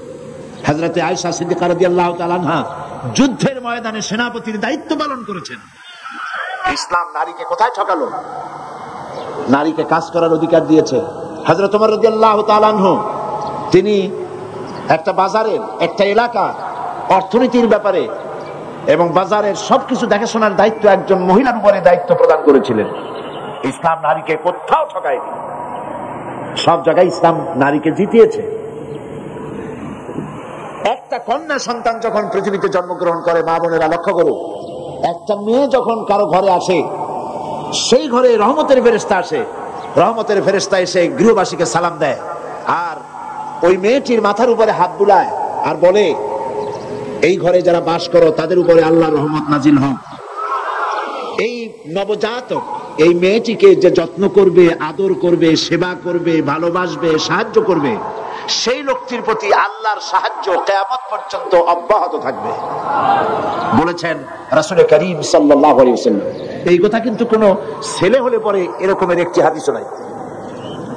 রাসূলুল্লাহ বলেছেন, দুইটা কন্যার পিতা যদি কেউ হয়, শুনতেছেন কথা? দুইটি কন্যার পিতা যদি কেউ হয়, তাহলে ওই দুই কন্যাকে যদি সে আদব শিখাতে পারে, দ্বীন শিখাতে পারে, সৎপাত্রস্থ করতে পারে, ভালো ব্যবহার করতে পারে, কিয়ামতের দিন সেই দুই কন্যার পিতা আর আমি মুহাম্মদ সাল্লাল্লাহু আলাইহি ওয়াসাল্লাম আল্লাহর জান্নাতে পাশাপাশি অবস্থান করব। এই কথা কোনো পুত্র সন্তানের ব্যাপারে বলা হয় না। রাসূলুল্লাহ বলেছেন, লা তুকরিহুল বানাত ফা ইন্নী আবুল বানাত। খবরদার মেয়েদেরকে গালি দিও না। আবার শুনুন, রাসূলুল্লাহ বলেছেন, খবরদার নারী জাতিকে, মেয়েদেরকে গালি দিও না, কারণ আমি মুহাম্মদ সাল্লাল্লাহু আলাইহি ওয়াসাল্লাম মেয়েদের পিতা। সুবহানাল্লাহ। হুজুরের ছেলেরা বেঁচে ছিলেন না, সব ছেলেরা মারা গেছিলেন, বেঁচে ছিলেন সব মেয়েরাই। রাসূলুল্লাহ একদিনও আল্লাহর কাছে হাত তুলে দোয়া করেন নাই, আল্লাহ সব ছেলেগুলি মরে গেল, আমারে আরেকটা ছেলে দাও। একটা হাদিস নাই, একদিন এরকম দোয়া করেন না। ছেলে মেয়ে আল্লাহর কাছে, আল্লাহ রাসূলের কাছে সমান মর্যাদা। তো ইসলাম কোথায় ঠকাইলো? মা বোনেরা, ইসলাম বিদ্বেষী, ইসলামের জঘন্য দুশমন এনজিও এবং তাদের কর্তৃক পরিচালিত পত্রিকাগুলি বিশ্বাস করবেন না। এরা আপনাদেরকে বিভ্রান্ত করে। এরা নারী সৌন্দর্যের পক্ষে, নারীর সৌন্দর্য প্রদর্শনীর পক্ষে এরা বক্তব্য রাখে। মেয়েদের সৌন্দর্য প্রতিযোগিতা হয় না? আমাদের দেশে একবার হইতে চাইছিল, তারপর আমরা এই পল্টন ময়দানে এর বিরুদ্ধে বক্তব্য রাখছিলাম, মনে আছে? এবং আমি সেখানে বড় রকমের কথাই বলছিলাম। আল্লাহর মেহেরবানি, তারা সাহস করেনি, সৌন্দর্য প্রতিযোগিতা হয়নি। এই বুদ্ধিজীবীরাই, এই যে যারা লম্বা লম্বা কথা বলে, এই কবি সাহিত্যিকরাই, এই এক শ্রেণীর লম্পট, ওরাই নারীর সৌন্দর্য প্রতিযোগিতা তারা করে। এরপরে বাংলাদেশ গোপনে গোপনে এই সরকারের আমলে সৌন্দর্য প্রতিযোগিতা করে একটা মেয়েকে মিস বাংলাদেশ বানাইছে। তারা নাউজুবিল্লাহ। আল্লাহ মানুষকে সৌন্দর্য দেন সেই সৌন্দর্য প্রতিযোগিতা করার জন্য নয়। তোমার খায়েশ থাকে, তুমি পুরুষ, তোমার সৌন্দর্য প্রতিযোগিতা করো গিয়া। নারীকে নামাইছো কেন? মেয়েদেরকে সৌন্দর্য প্রতিযোগিতায় নিয়া বিচারক মন্ডলীরা মেয়েদের শরীরের যেসব অঙ্গ প্রত্যঙ্গ মাপজোপ করে তা শয়তানও চিন্তা করতে পারে না। এই জন্য আমি এই পল্টনে দাঁড়ায় বলছিলাম, যারা উদ্যোগী নারী সৌন্দর্য, মহিলার সৌন্দর্য প্রতিযোগিতা যারা করতে চান, যারা বিচারক মন্ডলী, তারা অন্যের মেয়েদের শরীরের যেসব জায়গা মাপেন, আপনার নিজের মেয়েরা সব জায়গা মাপতে পারবে? লম্পট, শয়তানের সর্দার। এরা নারীকে বেইজ্জত করতে চায়, আর ইসলাম নারীকে ইজ্জত দিতে চায়। ইসলাম নারীকে বোরখা পরাইছে, ওদের খুব আপত্তি। বোরখা পরালে তো তাদের লাম্পট্য প্রবৃত্তি চরিতার্থ করার সুযোগ হয় না। এজন্য তারা সহশিক্ষা চালু করেছে, ইসলাম সহশিক্ষাকে হারাম করেছে। নারীর জন্য, নারী পুরুষ একসাথে লেখাপড়া করবে না, মেয়েদের জন্য আলাদা মেডিকেল কলেজ করো, এত কিছু বানাইতে পারো মেয়েদের জন্য আলাদা। প্রত্যেক শহরে, প্রত্যেকটা ডিস্ট্রিক্ট টাউনে এক একটা মেডিকেল কলেজ করো, মহিলাদের জন্য আলাদা, মহিলাদের জন্য আলাদা ইউনিভার্সিটি করো, মহিলাদের জন্য আলাদা মাদ্রাসা করো, মহিলাদের জন্য আলাদা হসপিটাল করো। তাদের পর্দা রক্ষা হবে, ডাক্তার বেশি করে হবে। মহিলাদের জন্য এমন বহু রোগ হয় মেয়েদের, যা পুরুষ ডাক্তারদের কাছে বলা তাদের জন্য অত্যন্ত লজ্জাকর। বহু মেয়ে লোক তো এমন আছে, রোগ সহ্য করতে করতে মরে যায়, তবুও ডাক্তারের কাছে, পুরুষ ডাক্তারের কাছে বলে না। এই জন্য মহিলা ডাক্তার বেশি প্রয়োজন। আমার দেশের টোটাল পপুলেশন এর অর্ধেক হচ্ছে নারী। যে পরিমাণ নারী, সেই পরিমাণ মহিলা ডাক্তার কি প্রয়োজন অনুসারে আছে? নাই। ন্যূনতম 1 লাখে একজন মহিলা ডাক্তার নাই, 10 লাখেও একজন মহিলা ডাক্তার হবে না। সেই মহিলা ডাক্তার বানাবার পরিকল্পনা নাই, কারণ ওরা পর্দায় বিশ্বাস করেন। একটা মেয়ে লোক যখন ডেলিভারি করবে, ডেলিভারির জন্য স্বাভাবিকভাবে যখন হয় না, তখন যদি পুরুষ ডাক্তারের কাছে ডেলিভারির জন্য যাওয়া লাগে, তার তো মৃত্যুর সমান হয়ে যায়, ঠিক কিনা? এরপরেও মেয়েকে যেতে হয়, যদি মহিলা ডাক্তার না থাকে, যান বাঁচানো ফরজ, ঠিক কিনা? তাহলে সরকারের যদি হুঁশ থাকতো, আজে বাজে জায়গায় কোনো কাজে লাগবে না, শত সহস্র কোটি টাকা খরচ করা হচ্ছে, ঠিক কিনা? নারীদের নারী হয়ে ক্ষমতায় থেকে নারীর মর্যাদা তারা উপলব্ধি করতে পারলো না। মহিলাদের জন্য আলাদা মেডিকেল কলেজ করা হলো না, আলাদা বিশ্ববিদ্যালয় বানানো হলো না। এখন আবার মেয়েরা নিজেরাই বিপদের দিকে যাচ্ছে। সন্দেহ আইন নাকি একটা রাত্রি আইন আছে বিশ্ববিদ্যালয়, সূর্যাস্ত আইন। এই সূর্যাস্ত আইন মেয়েরা নিজেরা বন্ধ করতে চাচ্ছে, তারা মিছিল করতেছে। এরা কি সূর্যাস্ত আইন নাকি বাতিল করে দিচ্ছে। দেখেন অবস্থাটা কি। সূর্যাস্ত আইনটা কেন হয়েছিল? মেয়েরা সন্ধ্যার পরে যেন আর হলগুলি থেকে বাইরে না যায়। হলগুলি থেকে বাইরে গেলেই সামনেই তো সোহরাওয়ার্দী উদ্যান, প্রেম কানন, ওইখানে গাছের তলায় বসে ছেলে আর মেয়ে বাকবাকুম করতে থাকে। নাউজুবিল্লাহি মিন যালিক। সূর্যাস্ত আইনটা ছিল বলে অন্তত রাতের বেলায় কিছুটা নিরাপত্তা থাকতো। এখন সে আইনও তারা তুলে ফেললো। এখন মনে হচ্ছে যেন একটা বাঁধন না, এখন বাঁধন হারা হইয়া সবগুলি বাঁধন হয়ে যাচ্ছে। এদেরকে কে রক্ষা করবে? আল্লাহ ছাড়া। এই জন্য দুশ্চরিত্রের কথায় নিজেদেরকে বিভ্রান্ত করবেন না। নারীর পর্দা করা ইসলাম ফরজ করেছে। তেঁতুল দেখলে জিহ্বায় তো পানি আসবেই, ঠিক কিনা? আগুন দেখলে ভয় তো লাগবেই, সাপ দেখলে ভয় লাগবে, আগুনের কাছে জমাট ঘি থাকলে গলে যাবেই। পাশাপাশি নারী এবং পুরুষ, পরনারী পরপুরুষ একত্রিত হলে একের প্রতি অপরের আকর্ষণ সৃষ্টি হবে, এটাই স্বাভাবিক। এই আকর্ষণকে যারা অস্বীকার করে, হয় সে নপুংসক না হয় মিথ্যেবাদী, ঠিক কিনা? এখন নারী এবং পুরুষ দুটোই শক্তি, দুটাই কি বলেন না কেন? শক্তি। এই দুই শক্তি দুই জায়গায় অবস্থানের কথা ইসলাম বলেছে। কিন্তু ইসলাম বিরোধী নেতৃবৃন্দরা তারা মনে করেছেন দুই শক্তি দুই জায়গায় থাকা যদি এইরকম চলে, দুই শক্তি যদি মিলাই দেই তাহলে আরো জোরে চলবে। যেমন স্টিমার চলে আগুন আর পানি দিয়া। এখন একজন নেতা গিয়ে দেখলো যে আগুন আর পানি মাঝখানে আছে একটা পার্টিশন লোহার, আগুন আর পানি দুই দিকে থাকিয়া জাহাজ চলতেছে প্রতি ঘন্টায় 20 নটিক্যাল মাইলে। এখন আমি যদি মাঝখান থেকে পার্টিশন তুলে দিয়ে আগুন আর পানি মিলাই দিতে পারি তাহলে 40 নটিক্যাল মাইলে চলবে জাহাজ। এই মনে করে কোন নেতা প্রগতিবাদী, তথাকথিত দুর্গতিবাদী কোন নেতা স্টিমারের আগুন আর পানির মাঝখানের পার্টিশন যদি তুলে ফেলে দেয়, তাহলে আপনারা বলেন 40 মাইল বেগে সামনে যাবে না পাতালপুরীর নেমন্তন্ন খাইতে যাবে? কপাল পোড়া নেতা, কপাল পোড়া এনজিও, কপাল পোড়া বুদ্ধিজীবী, কপাল পোড়া নাট্যকার, কপাল পোড়া কবি সাহিত্যিক মেয়েদেরকে উলঙ্গ করে রাস্তায় বের করতে চায় তাদের নামপত্র প্রবৃত্তিকে চরিতার্থ করার জন্য। তোমরা কি আল্লাহর চাইতে বেশি বোঝো? তোমরা কি আল্লাহর চাইতে বেশি বোঝো? তোমরা কি রাসূলের চাইতে বেশি বোঝো? ইসলাম নারী এবং পুরুষকে আলাদা করেছে, আলাদা জায়গায় থাকার জন্য, নারীর অধিকার নষ্ট করার জন্য নয়। নারীর অধিকার ইসলাম দিয়েছে। বিবাহের ব্যাপারে নারীকে অধিকার দেওয়া হয়েছে। মেয়ের অমতে বিয়ে দিতে পারবেন না। আপনি বাপ এবং মা হওয়া সত্ত্বেও ফোর্স খাটিয়ে মেয়েকে বিবাহ দিতে পারবেন না। মেয়ে যদি বলে এই পুরুষকে আমি গ্রহণ করব না, আপনি জোর করে বিবাহ দিতে পারেন না। নারীর এই অধিকার কে দিয়েছে? কোন ধর্ম দেয় নাই, ইসলাম দিয়েছে। এমনকি বাল্য বিবাহ আপনি করাই দিলেন, কিন্তু মেয়ে যখন বড় হলো তারপরে যদি স্বামী তার পছন্দ না হয় তাহলে কি হবে? হাদিস শুনুন, আবু দাউদ শরীফে আসছে, এক যুবতী নারী রাসূল করিম সাল্লাল্লাহু আলাইহি ওয়াসাল্লামের খেদমতে হাজির হলেন। মহিলা এসে বললেন, ইয়া রাসূলুল্লাহ, আমার ছোট্ট অবস্থা আমার মা বাপ আমাকে একটা পুরুষের সঙ্গে বিয়ে দিয়েছিল। আমার তখন বিবাহের জ্ঞান, পুরুষ সম্পর্কিত কোনো অভিজ্ঞতা, কোনো জ্ঞান আমার ছিল না। বিয়ে হওয়ার পরে আমার যখন বয়স হয়েছে, এখন দেখছি যে এই পুরুষ আমার পছন্দ নয়, আমি এখন কি করতে পারি? রাসূলুল্লাহ বললেন, এটা তোমার ইখতিয়ার, ইচ্ছে করলে বিয়ে রাখতেও পারো, ইচ্ছে করলে বিবাহ ভঙ্গও করতে পারো। সুবহানাল্লাহ বলবেন না?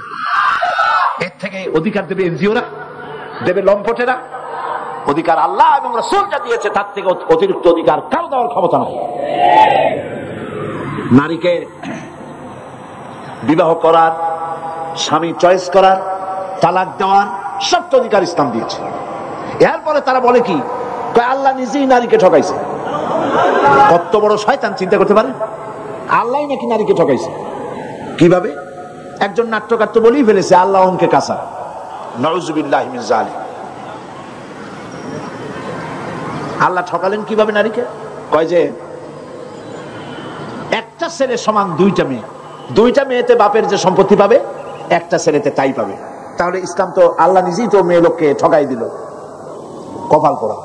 দুনিয়ার সব বোঝে, কোরআনের জ্ঞান নাই। পণ্ডিত, তবে মূর্খ পণ্ডিত। কি পণ্ডিত? মূর্খ পণ্ডিত। কোরআনের জ্ঞান নাই, কিচ্ছু নাই, জিরো। কোরআন জানো না, কিচ্ছু জানো না, আল্লাহর কাছে কোনো দাম নাই। মুসলমান দাবি করতে চাও, কোরআন বুঝতে হবে, ঠিক কিনা? কোরআন বুঝতে হবে। তুমি বুদ্ধিজীবী হয়েছো, তাতে কি হয়েছে? তোমার চাইতে বড় বুদ্ধিজীবীর নাম হলো শয়তান। সবচাইতে বড় বুদ্ধিজীবী কে? শয়তান। সে বুদ্ধি দিয়ে আর্গুমেন্ট করছিল আল্লাহর সামনে, তারপর হয়েছে কি? শয়তান হয়ে গেছে। আল্লাহ রাব্বুল আলামিন কোরআন শরীফের ভেতরে তিনি মেয়েদের ব্যাপারে ছেলের চাইতে এক ভাগ কম দিলেন কেন? প্রশ্ন। জবাব হচ্ছে মেয়ে এবং ছেলে, মেয়ে অনেক জায়গা থেকে তার পাওয়ার জন্য জায়গা করে দেওয়া হয়েছে।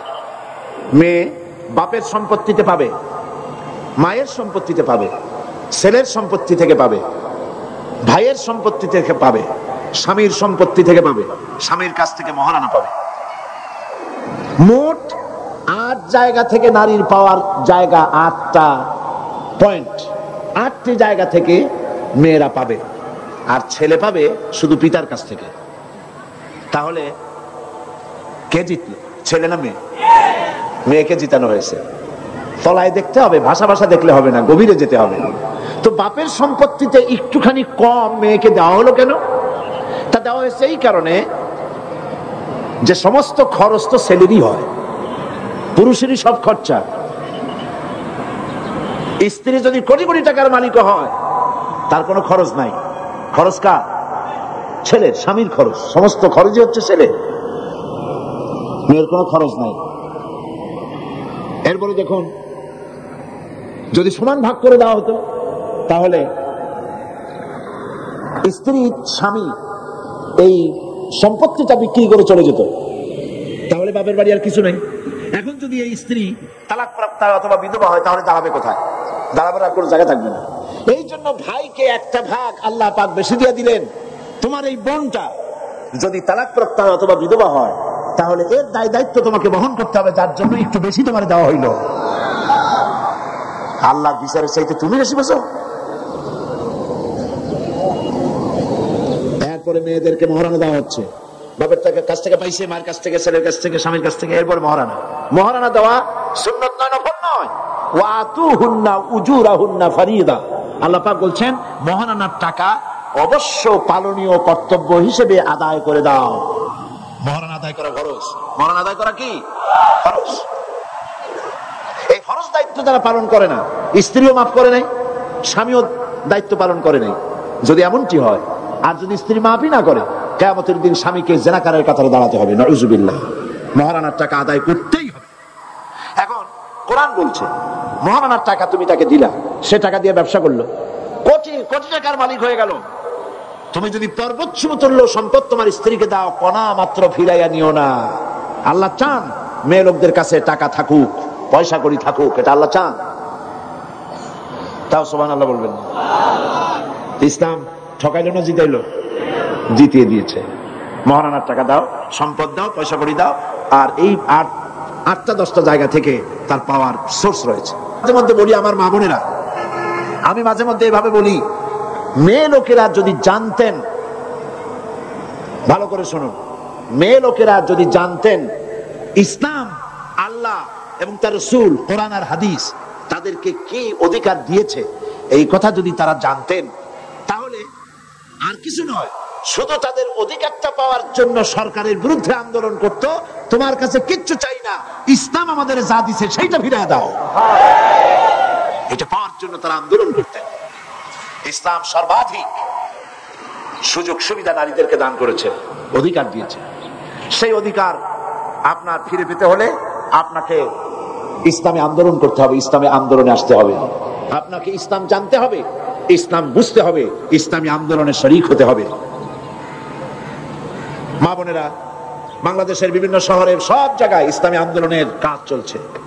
মহিলাদের জন্য আলোচনা, দার্সে কোরআন, দার্সে হাদিস, বিভিন্ন জায়গায় বৈঠক হচ্ছে, সেসব জায়গায় কোরআন হাদিসের আলোচনা হয়। আপনারা ওই সব জায়গায় গিয়ে কোরআন হাদিসের আলোচনায় শরীক হবেন। কোথায় কোথায় হয় খোঁজ নিয়ে আলোচনায় শরীক হবেন, তাহলে ইসলাম আপনি জানতে পারবেন, আপনি বুঝতে পারবেন। আর একটি কথা মনে রাখুন, আপনি কিন্তু রাসূলুল্লাহর ওই হাদিস স্মরণ করুন, কুল্লুকুম রাইন ওয়া কুল্লুকুম মাসউলুন আন রায়াতিহি। রাসূলুল্লাহ বলেছেন প্রত্যেক ব্যক্তি তার অধীনস্থ ব্যক্তি সম্পর্কে জবাবদিহি করতে হবে আল্লাহর কাছে। আপনি মা, আপনাকে আপনার সন্তান সম্পর্কে জবাব দিতে হবে, স্বামীকে তার গৃহ সম্পর্কে জবাব দিতে হবে, দারোগাকে তার থানা সম্পর্কে জবাব দিতে হবে, এমপিকে তার এলাকা সম্পর্কে জবাব দিতে হবে, মন্ত্রীকে তার দেশ সম্পর্কে জবাব দিতে হবে, প্রেসিডেন্টকে পুরো রাষ্ট্র সম্পর্কে জবাব দিতে হবে। যিনি যেখানে আছেন তাকে তার যতটুকুন তার জুরিডিকশন, এতটুকুনের জবাবদিহি তাকে করতে হবে। তা আপনি মা, আপনার সন্তানদের ব্যাপারে আপনি জবাবদিহিটা থেকে এড়াতে পারবেন না। কিয়ামতের দিন আপনার কারণে যদি সন্তান বেনামাজি হয়, অসতর্কতার কারণে বেনামাজি হলো, জিনাকার হলো, চরিত্র হারালো, আল্লাহর পথে থাকলো না, কিয়ামতে এই ছেলে মেয়েরা যখন জাহান্নামে যাবে, আল্লাহর অর্ডার হবে এদেরকে জাহান্নামে দাও, ফেরেশতাদের বলবে। তখন জাহান্নামগামী ছেলে মেয়েরা তখন কি বলবে? কোরআন শরীফ বলছে, রব্বানা আরিনাল লাযাইনি আযাল্লানা মিনাল জিন্নি ওয়াল ইনস। আয় আমার রব, আয় আমার আল্লাহ, আমাকে দেখায় দাও কে আমাকে গোমরাহ করলো মানুষ থেকে আর জিন থেকে। আমি যে নামাজ পড়ি নাই, আমাকে নামাজের জন্য উদ্বুদ্ধ করা হয় নাই, ড্রাগ এডিক্টেড হয়েছি, আমাকে কেউ ফিরায় নাই, অন্যায় কাজ থেকে আমাকে কেউ বাধা দেয় নাই, ন্যায় কাজের জন্য উদ্বুদ্ধ করে নাই। সুতরাং অন্যায় কাজে আমাকে প্রলুব্ধ করেছে, বাধা দেয় নাই কারা? সেই সব নেতা, সেই সব মুরব্বী, মা বাপ, মানুষের মধ্যে, জেনের মধ্যে। তারা কারা? কই? আরিনাল লাযাইনি আযাল্লানা, আমাদেরকে গোমরাহ করলো কি? তাদেরকে দেখাও। নাজআলহুমা তাহতা আকদামিনা লিয়াকুনা মিনাল আসফালিন, তাদেরকে পায়ের তলে রাখবো। আপনার আদরের ছেলে মহব্বত করে নাম থুইছেন বল্টু মিয়া, তার নাম তো এরকমই রাখে। আকাশ হোসেন, বাতাস খাতুন, অক্সিজেন বেগম, এই হলো নাম।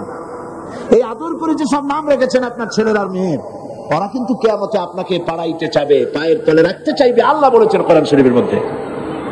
সেই জন্য আপনার দায়িত্ব হচ্ছে আপনার ছেলেকে, আপনার মেয়েকে দ্বীনের পথে পরিচালিত করা, ছোট্ট অবস্থা থেকে কোরআন শিখানো, ইসলাম শিখানো।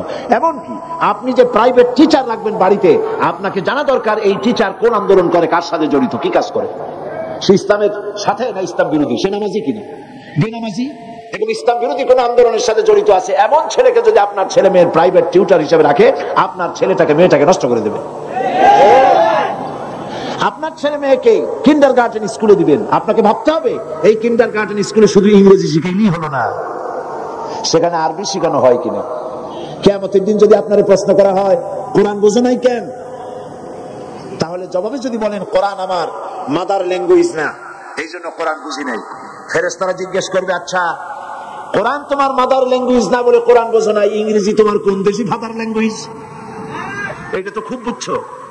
ছোট্ট বাচ্চাকে ইংরেজি শিখাবার জন্য লক্ষ লক্ষ টাকা খরচ করেন, কোরআন শিখাবার ব্যাপারে চেষ্টা করেন নাই, আপনি দায়ী হবেন না? এগুলি চিন্তা করতে হবে। সুতরাং কিন্ডারগার্টেন স্কুলে দিতে গিয়ে আপনাকে খুঁজতে হবে কোন কিন্ডারগার্টেন স্কুলে আপনার বাচ্চাকে নামাজ শেখানো হবে, ইসলাম শেখানো হবে, সালাম শেখানো হবে, মা বাপের প্রতি আদব করা শেখানো হবে। সেইটা খুঁজে খুঁজে সেখানে দিবেন, বহু টাকা খরচ করে। ইংরেজি ভাষা শেখার জন্য পাগল হলে চলবে না। তার অর্থ এই নয় যে আমি আপনাদেরকে ইংরেজি শিখতে নিষেধ করছি, তা ইংরেজি আপনি শিখুন, আপনার ছেলেকেও শিখান, মেয়েকেও শিখান, আপনিও শেখেন, কোনো অসুবিধা নাই।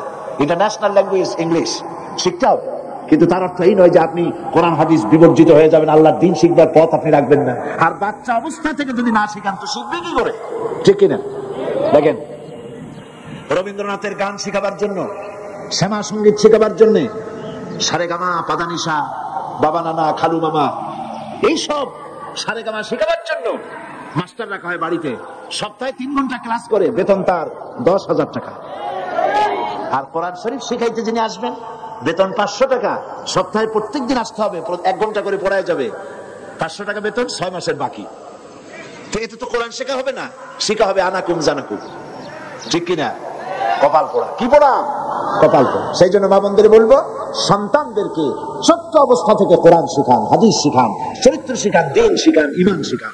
মেয়ে যখন একটু বড় হয়েছে, 4 বছর 5 বছর বয়স হয়ে গেছে, আর হাফ প্যান্ট পরাবেন না, ওকে সালোয়ার পরান, কামিজ পরান। 6-7 বছর বয়স হয়েছে, 8 বছর বয়স হয়ে গেছে, চাদর পরান, শরম শিখান, মেয়েটা বাধ্যগত হবে। আর যদি 10-12 বছর, 13-14 বছর, 15-16 বছর বয়স হয়ে গেছে, জিন্সের প্যান্ট, গেঞ্জি আর শার্ট পরে রাস্তায় নামতেছে, মাথায় বব কাটিং দিয়ে, আপনি কথাও করেন না, বেশি দূর যাওয়া লাগবে না, অল্প সময়ের মধ্যে মেয়ে আপনার বাঁধন হারা হয়ে বাঁধনের তালিকায় খাতায় নাম লেখাবে। এই জন্য কন্ট্রোল করার দায়িত্ব আপনার, ঠিক কিনা? আপনার দায়িত্ব, আপনি আপনার মেয়েকে কন্ট্রোল করুন, ছোট্ট অবস্থাতেই করতে হবে। বাঁশের কঞ্চি হয়, এই কঞ্চিগুলি নরম থাকে, বাঁশের জন্ম অবস্থায় নরম থাকে, তখন যেমন খুশি তেমন ঘুরানো যায়। কিন্তু বাঁশ যখন বড় হয়ে যায়, যখন পেকে যায়, তখন তাকে আর বাঁকা করা যায় না। বাঁশ বাঁকা করতে গেলে ঠাস ঠাস করে গিরা ফেটে আপনার সোয়াল শুদ্ধ উড়াই ফেলবে। এই জন্য বাচ্চা অবস্থা থেকে তাকে কন্ট্রোল করেন, বড় হয়ে গেলে আর পারবেন না। ছেলে বলবে, মা বুড়ি মানুষ, তুমি বুঝবা কি, এখন মডার্ন যুগ, পাঙ্কের যুগ। ছেলেরা এখন শুধু মেয়েরাই নাকে ফুল পরে না, ছেলেরাও নাকে ফুল পরা আরম্ভ করছে। নাকে ফুল, কানে ফুল, ঠোঁটের মধ্যে রিং পরে। আমি ইউরোপে, আমেরিকা দেখছি ছেলেরা ঠোঁটে, জিহ্বায়, নাভিতে বড় বড় রিং পরেছে, কানের মধ্যে, নাকের মধ্যে। মাথার চুল চতুর্দিক দিয়ে কামাইয়া মাথার উপরে তালপট্টির দ্বীপের মতো বানাইছে। আবার কেউ বা মাথার দুই দিক থেকে চুল কামাইয়া মাথার উপরে তাল পাতার মতো মোরগের ঝুটির মতো করে তাতে আবার রং মাখছে, কেউ বা তার চুলের পিছনে ছোট ছোট করে ছেটে ওখানে বাড়ির টেলিফোন নম্বর রোড নম্বর লিখে রাখছে। আমি বলছি শয়তানে যদি এই দৃশ্য দেখে, শয়তান শুধু কানবে আর বলবে আমি শয়তান হয়েছিলাম কি কাজে। এগুলি তো মারাত্মক শয়তান। পুরুষ চুলের অবস্থা দেখলে অস্থির হয়ে যেত, কি চুল। টিভি এবং ছবিতে এই সমস্ত জিনিস দিয়ে মানুষকে উৎসাহিত করা হচ্ছে। পুরুষ মানুষ মেয়ে লোকের মতো লম্বা লম্বা চুল রেখা মাথায় ঝাঁকুনি দিয়ে চিৎকার হয়ে পড়তেছে, সব মাইকেল জ্যাকসন হতে চায়। হাজির তামাশা। এই জন্য মা হিসেবে আপনার দায়িত্ব হচ্ছে আপনার সন্তানকে ভালো বানানো, ছেলে এবং মেয়েকে কন্ট্রোল করা, এই দায়িত্ব আপনার। আপনার স্বামীকে ভালো বানাবার দায়িত্ব আপনার। আপনি চেষ্টা করুন, চেষ্টা করলে কি না হয়, চেষ্টা করুন সন্তানকে ভালো বানাবার, তাহলে কিয়ামতের দিন আল্লাহর কাছে জাযা লাভ করতে পারবেন, পুরস্কৃত হবেন। মা বোনেরা, দেশ আজ এক মহা সংকটকাল অতিক্রম করতে যাচ্ছে। এদেশে ইসলাম টিকে থাকবে কি থাকবে না তার এক প্রশ্ন এসে দাঁড়িয়েছে। এই কঠিন সময় মা বোনদের বিরাট ভূমিকা রয়েছে। সেই ভূমিকা আপনি বুঝুন, সেই ভূমিকা পালনের জন্য এগিয়ে আসুন। ইসলাম বোঝার জন্য সর্বপ্রথম আমি বলেছি কোরআন শরীফ পড়ুন। কোরআন শরীফের তাফসীর এই দোকানগুলিতে পাওয়া যাবে। আপনারা যাওয়ার সময় কেউ খালি হাতে যাবেন না, দোকানগুলিতে যাবেন। আমি পুরুষদের বলে দেব, অনুরোধ করব, কোন পুরুষ আমি মোনাজাত করে দেওয়ার পর কোন পুরুষ যেন দোকানগুলিতে যাবেন না, ওখানে মা বোনেরা কেনাকাটা করতে যাবেন। আপনারা আপনাদের পছন্দ মতো বইপত্র কিনে নেবেন, তাফসীর কিনবেন। তাফহিমুল কোরআন সারা বিশ্বে পরিচিত, তাফহিমুল কোরআন আপনারা কিনবেন। ফি জিলালিল কোরআন সৈয়দ কুতুব শহীদ রহমতুল্লাহ আলাইহির লেখা তাফসীর বেরিয়েছে, আলহামদুলিল্লাহ বলেন। মাত্র 3000 টাকায় 22 খণ্ড আপনি ঘরে নিয়ে তেলাওয়াত করে জীবন ধন্য করতে পারেন। এখানে পাওয়া যাবে ইসলামের বইপত্র, হাদিস, কিতাব, ইসলামী সাহিত্য দিয়ে ভরা। 5 টাকা থেকে শুরু করে 3000, 5000 যা দাম হয় আপনারা খরিদ করে নিয়ে যান। বাড়িতে প্রত্যেক মাসে অন্তত একবার বসেন, প্রতি সপ্তাহে বলি না, প্রতি মাসে অন্তত একবার ছেলে মেয়ে স্বামী সব এক জায়গায় বসে কোরআন এবং হাদিস সম্পর্কে আলোচনা করে ইসলামী জ্ঞান চর্চা করুন। যদি এই চর্চা না করেন, কলসি কিন্তু কোনো সময় খালি থাকে না। কলসি খালি থাকে, কি থাকে? পানি না থাকলে বাতাস, হয় পানি থাকবে না হয় বাতাস থাকবে, কলসি কখনো শূন্য থাকে না। কাজে আপনার ঘর কিন্তু কখনো শূন্য থাকবে না, হয় ইসলাম থাকবে না হলে শিরক আর বিদআত ঢুকবে, ঠিক কিনা? কাজে আপনার দায়িত্ব হচ্ছে শয়তানকে ফিরানো। যাদের বাড়িতে ডিশ অ্যান্টিনা আছে, আল্লাহর রাস্তে লাইনকে কেটে দেন। ডিশ অ্যান্টিনা দিয়া হিন্দুস্তানের পচা ছবিগুলি দেখে আপনার ছেলে আপনার মেয়ের চরিত্র ভালো হবে না। বলেন আমার এই কথা ঠিক কিনা? লজ্জা হওয়া উচিত। পিতা, মা এবং তার সন্তান এক জায়গায় বসে ইন্ডিয়ান ছবি কেমনে দেখে, যেই সব ছবির মধ্যে উলঙ্গ নাচ, জড়াজড়ি, ঢলাঢলি ইত্যাদি ছবি, সেই সব ছবি মেয়েকে, যুবতী মেয়েকে, যুবক ছেলেকে সাথে নিয়ে কোনো পিতা যদি এইসব ছবি দেখে, তাহলে ওই পিতা মাতা নিজেই তার ছেলে আর মেয়েকে লজ্জাহীন, বেহায়া, বেশরম নিজেই বানাই দিল। আপনার বাড়িতে যদি ডিশ অ্যান্টিনা থাকে, আল্লাহর রাস্তে লাইন বিচ্ছিন্ন করে দেন। যদি আপনার ঘরটাকে ইসলামের ঘর বানাতে চান, তা না হলে পারবেন না। আপনি তাবলীগি জামাতের সেল্লাও দেবেন, পীর মুরিদিও করবেন, নামাজও পড়বেন, ওয়াজও শুনবেন, আর বাড়িতে ডিশ অ্যান্টিনা থাকবে, বেপরদা থাকবে, তো আপনার রোগ তো ভালো করবে এমন ডাক্তার দুনিয়ায় পয়দা হয়নি। অবশ্য একজন ডাক্তার আছে, তার নাম বলবো, তার নাম আজরাইল, তার নাম মালাকুল মউত আজরাইল। উনি ভালো চিকিৎসা করতে পারবেন সময় মতো, এর আগে কেউ পারবে না। রোগ হয়েছে ডাক্তার বলে ওষুধ খাও, জ্বর হয়েছে খুব মারাত্মক, ঠান্ডা ঠান্ডা খাইও না। আপনি জ্বরও হয়েছে, ওষুধও খাচ্ছেন, আর ফ্রিজের পানিও খাইতেছেন, জন্মের খাওয়া, কুপত্য খাচ্ছেন, আপনার রোগ ভালো হবে? বলেন ভালো হবে? তো আপনার তাবলীগি জামাত করার লাভ কি? সেল্লা দেওয়ার লাভ কি? ওয়াজ শোনার লাভ কি? ইসলামী আন্দোলন করার লাভ কি? নামাজ রোজা করার লাভ কি? যদি ঘরের মধ্যে ডিশ অ্যান্টিনা থাকে, সিনেমা যদি শোনাবো সমানে দেখেন পাইকারি ধরে, রাত দিন 24 ঘন্টা সিনেমা আর সিনেমা। সিনেমা কোনো খারাপ জিনিস নয়, খারাপ বানানো হয়েছে, ঠিক কিনা? সিনেমা আপনি তো দেখতেই পারেন। দ্য মেসেজ একটা ছবি আছে, আমি প্রথম যেদিন এই দি মেসেজ ছবিটা দেখেছি গুলশানের একজনের বাড়িতে বহু বছর আগে, আমার বন্ধু মাওলানা সৈয়দ কামালউদ্দিন জাফরি সাহেব এবং আমি আরো কিছু লোকজন জীবনের প্রথম এই ছবিটা দেখলাম, দ্য মেসেজ। রাসূল করিম সাল্লাল্লাহু আলাইহি ওয়াসাল্লামের জীবনের উপরে এত সুন্দর ছবি করেছে, হুজুরকে দেখানো হয় নাই, সাহাবায়ে কেরামদের, 4 সাহাবীদের কাউকে দেখানো হয়নি। ইসলাম যে কি নির্যাতনের মধ্য দিয়ে আসে আমি খুশি নেই যে আমি ছবি দেখতেছি। আমি মনে করেছি যে আমি আরবের 1400 বছরের সেই ভূখণ্ডে বেলালকে যেখানে মারা হচ্ছে আমি ওখানে দাঁড়ানো, আমি কাঁদতেছিলাম রীতিমতো।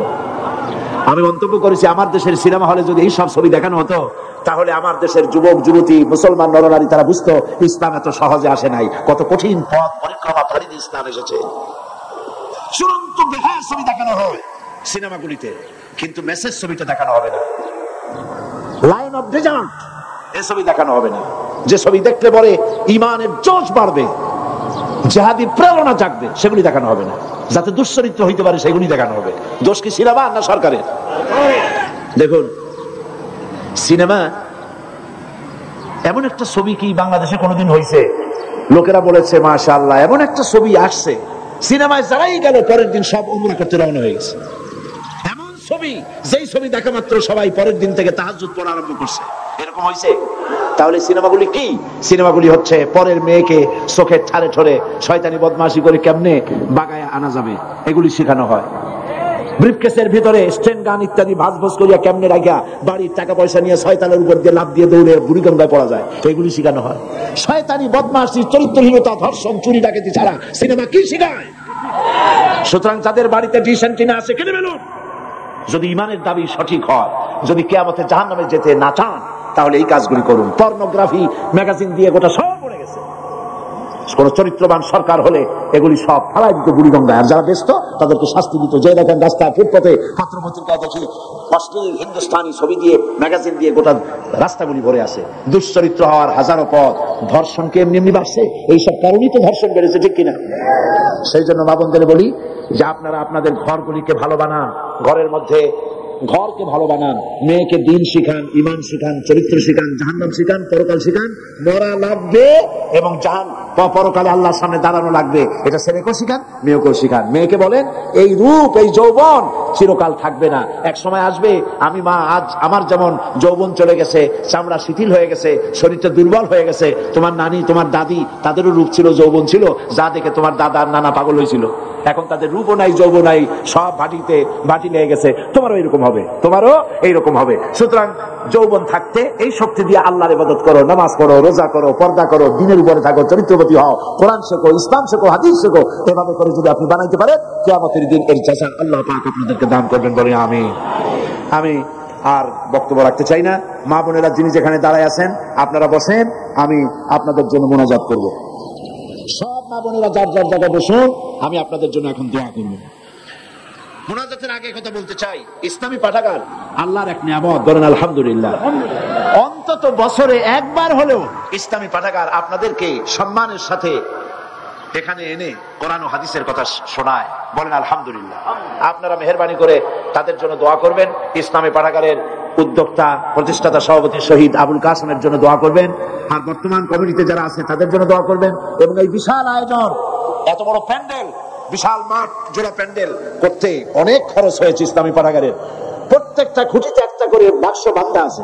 আপনারা মেহেরবানি করে ইসলামী পাঠাগারের যে বিরাট খরচ হয়েছে সেই খরচে শরীক হওয়ার জন্য আল্লাহর হস্তে তাদেরকে কিছু পয়সা করে টাকা করে সাহায্য করবে, এটা আমি দাবি করছি আপনাদের প্রতি। আপনারা এটা করে যাবেন। আর মোনাজাতের পর যাওয়ার সময় লাইব্রেরিগুলিতে পাশেই আছে বুক স্টল, অন্তত 100 বুক স্টল এখানে আছে। এই বুক স্টলগুলিতে ইসলামের বইপত্র দিয়ে ভরা। আপনারা সেখান থেকে আপনাদের প্রত্যাশিত কাঙ্ক্ষিত বইগুলি আপনারা সেখান থেকে কিনে নেবেন। আল্লাহ পাক তৌফিক দান করুন, আল্লাহুম্মা আমিন। মা বোনেরা মোনাজাত করুন, সবাই হাত তুলে দোয়া করুন। ربنا ظلمنا أنفسنا وإن لم تغفر لنا وترحمنا لنكونن من الخاسرين। আয় আল্লাহ তাআলা, হাজার হাজার মা বোনেরা এবং ভাইয়েরা কষ্ট করে জুমার দিনে দীর্ঘক্ষণ ধরে আমরা তোমার দ্বীনের কথা আলোচনা করেছি, শুনেছি। রব্বুল আলামিন মেহেরবানি করে আমাদের আলোচনার সওয়াব জনাবে মুহাম্মদুর রাসূলুল্লাহ সাল্লাল্লাহু আলাইহি ওয়াসাল্লামের রূহ মুবারকে পৌঁছায় দাও। तमाम পৃথিবীর মাটির নিচে যত মুমিন মুমিনাত শুয়ে আছেন তাদের আর পরে সওয়াব পৌঁছায় দাও। রব্বুল আলামিন মা বোনেরা যারা এসেছেন, মা বোনদের জিন্দেগীর সমস্ত গুনাহ খাতা মাফ করে দাও। রব্বুল আলামিন মা বোনদের এমন জীবন যাপন করার তৌফিক দাও যাতে করে কিয়ামতের দিন হযরত আবু বকর, হযরতে আয়েশা, হযরতে খাদিজা, হযরত ফাতেমা তাদের সঙ্গে হাসর নসিব হয়ে যায়। আয় আল্লাহ তাআলা, যে সমস্ত মা বোনদের স্বামী নাই, দুনিয়ায় মারা গেছে, আল্লাহ তুমি তাদের সাহারা হয়ে যাও। যাদের সন্তান নাই, আল্লাহ তুমি দয়া করে নিঃসন্তানী স্ত্রীকে আল্লাহ তুমি দয়া করে সন্তান দান করে দাও। রব্বুল আলামিন যাদের মেয়ে বড় হয়েছে বিয়ে দিতে পারে না তাদের বিবাহের বন্দোবস্ত করে দাও। যারা অসুস্থ আছেন আল্লাহ তাআলা তুমি দয়া করে তাদের রোগ শোক আল্লাহ তুমি মাফ করে দাও। সকলকে শেফায়ে আজেলা শেফায়ে কামেলা দান করে দাও। আল্লাহ তাআলা তুমি আমাদেরকে যে সব সন্তান সন্ততি দান করেছো সমস্ত সন্তান সন্ততিদেরকে দ্বীনদার ইমানদার পরেশগার বানায় দাও। রব্বুল আলামিন যে সমস্ত স্বামী স্ত্রীর মধ্যে মনোমালিন্য আছে তাদের মধ্যে তুমি মহব্বত পয়দা করে দাও, ভালোবাসা পয়দা করে দাও। আল্লাহ তাআলা তুমি দয়া করে আজকের এই মাহফিল তোমার দরবারে মঞ্জুর করে নাও। আজকের মাহফিলের শেষ দিন, এই শেষ দিনের মাহফিলকে তোমার দরবারে আল্লাহ পাক তুমি দয়া করে কবুল করে নাও। আমি কয়েক সেকেন্ড আপনাদের জন্য ছেড়ে দিচ্ছি। জুমার দিন দোয়া কবুল হবে।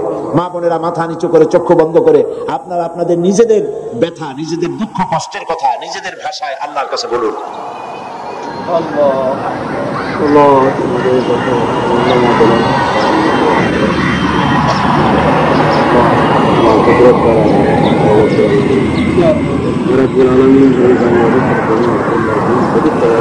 হায় আল্লাহ, মা বোনেরা ভাইয়েরা যেসব মনের ব্যথা এবং কষ্ট তোমার কাছে আরজি পেশ করেছে সকলের দিলের দুঃখ দূর করে দাও, দিলের কষ্ট দূর করে দাও।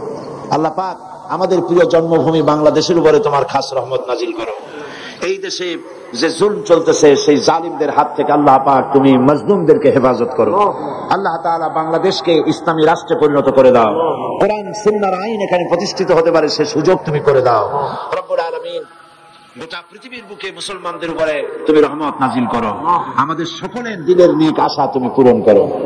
রব্বানা তাকাব্বাল মিন্না ইন্নাকা আনতাস সামিউল আলিম ওয়া তুব আলাইনা ইন্নাকা আনতাত তাওয়াবুর রহিম। সুবহান রাব্বিকা রাব্বিল ইজ্জাতি আম্মা ইয়াসিফুন ওয়া সালামুন আলাল মুরসালিন والحمد لله رب العالمين وجعل آخر كلمتنا عند الموت لا إله إلا الله محمد رسول الله. السلام عليكم ورحمة الله.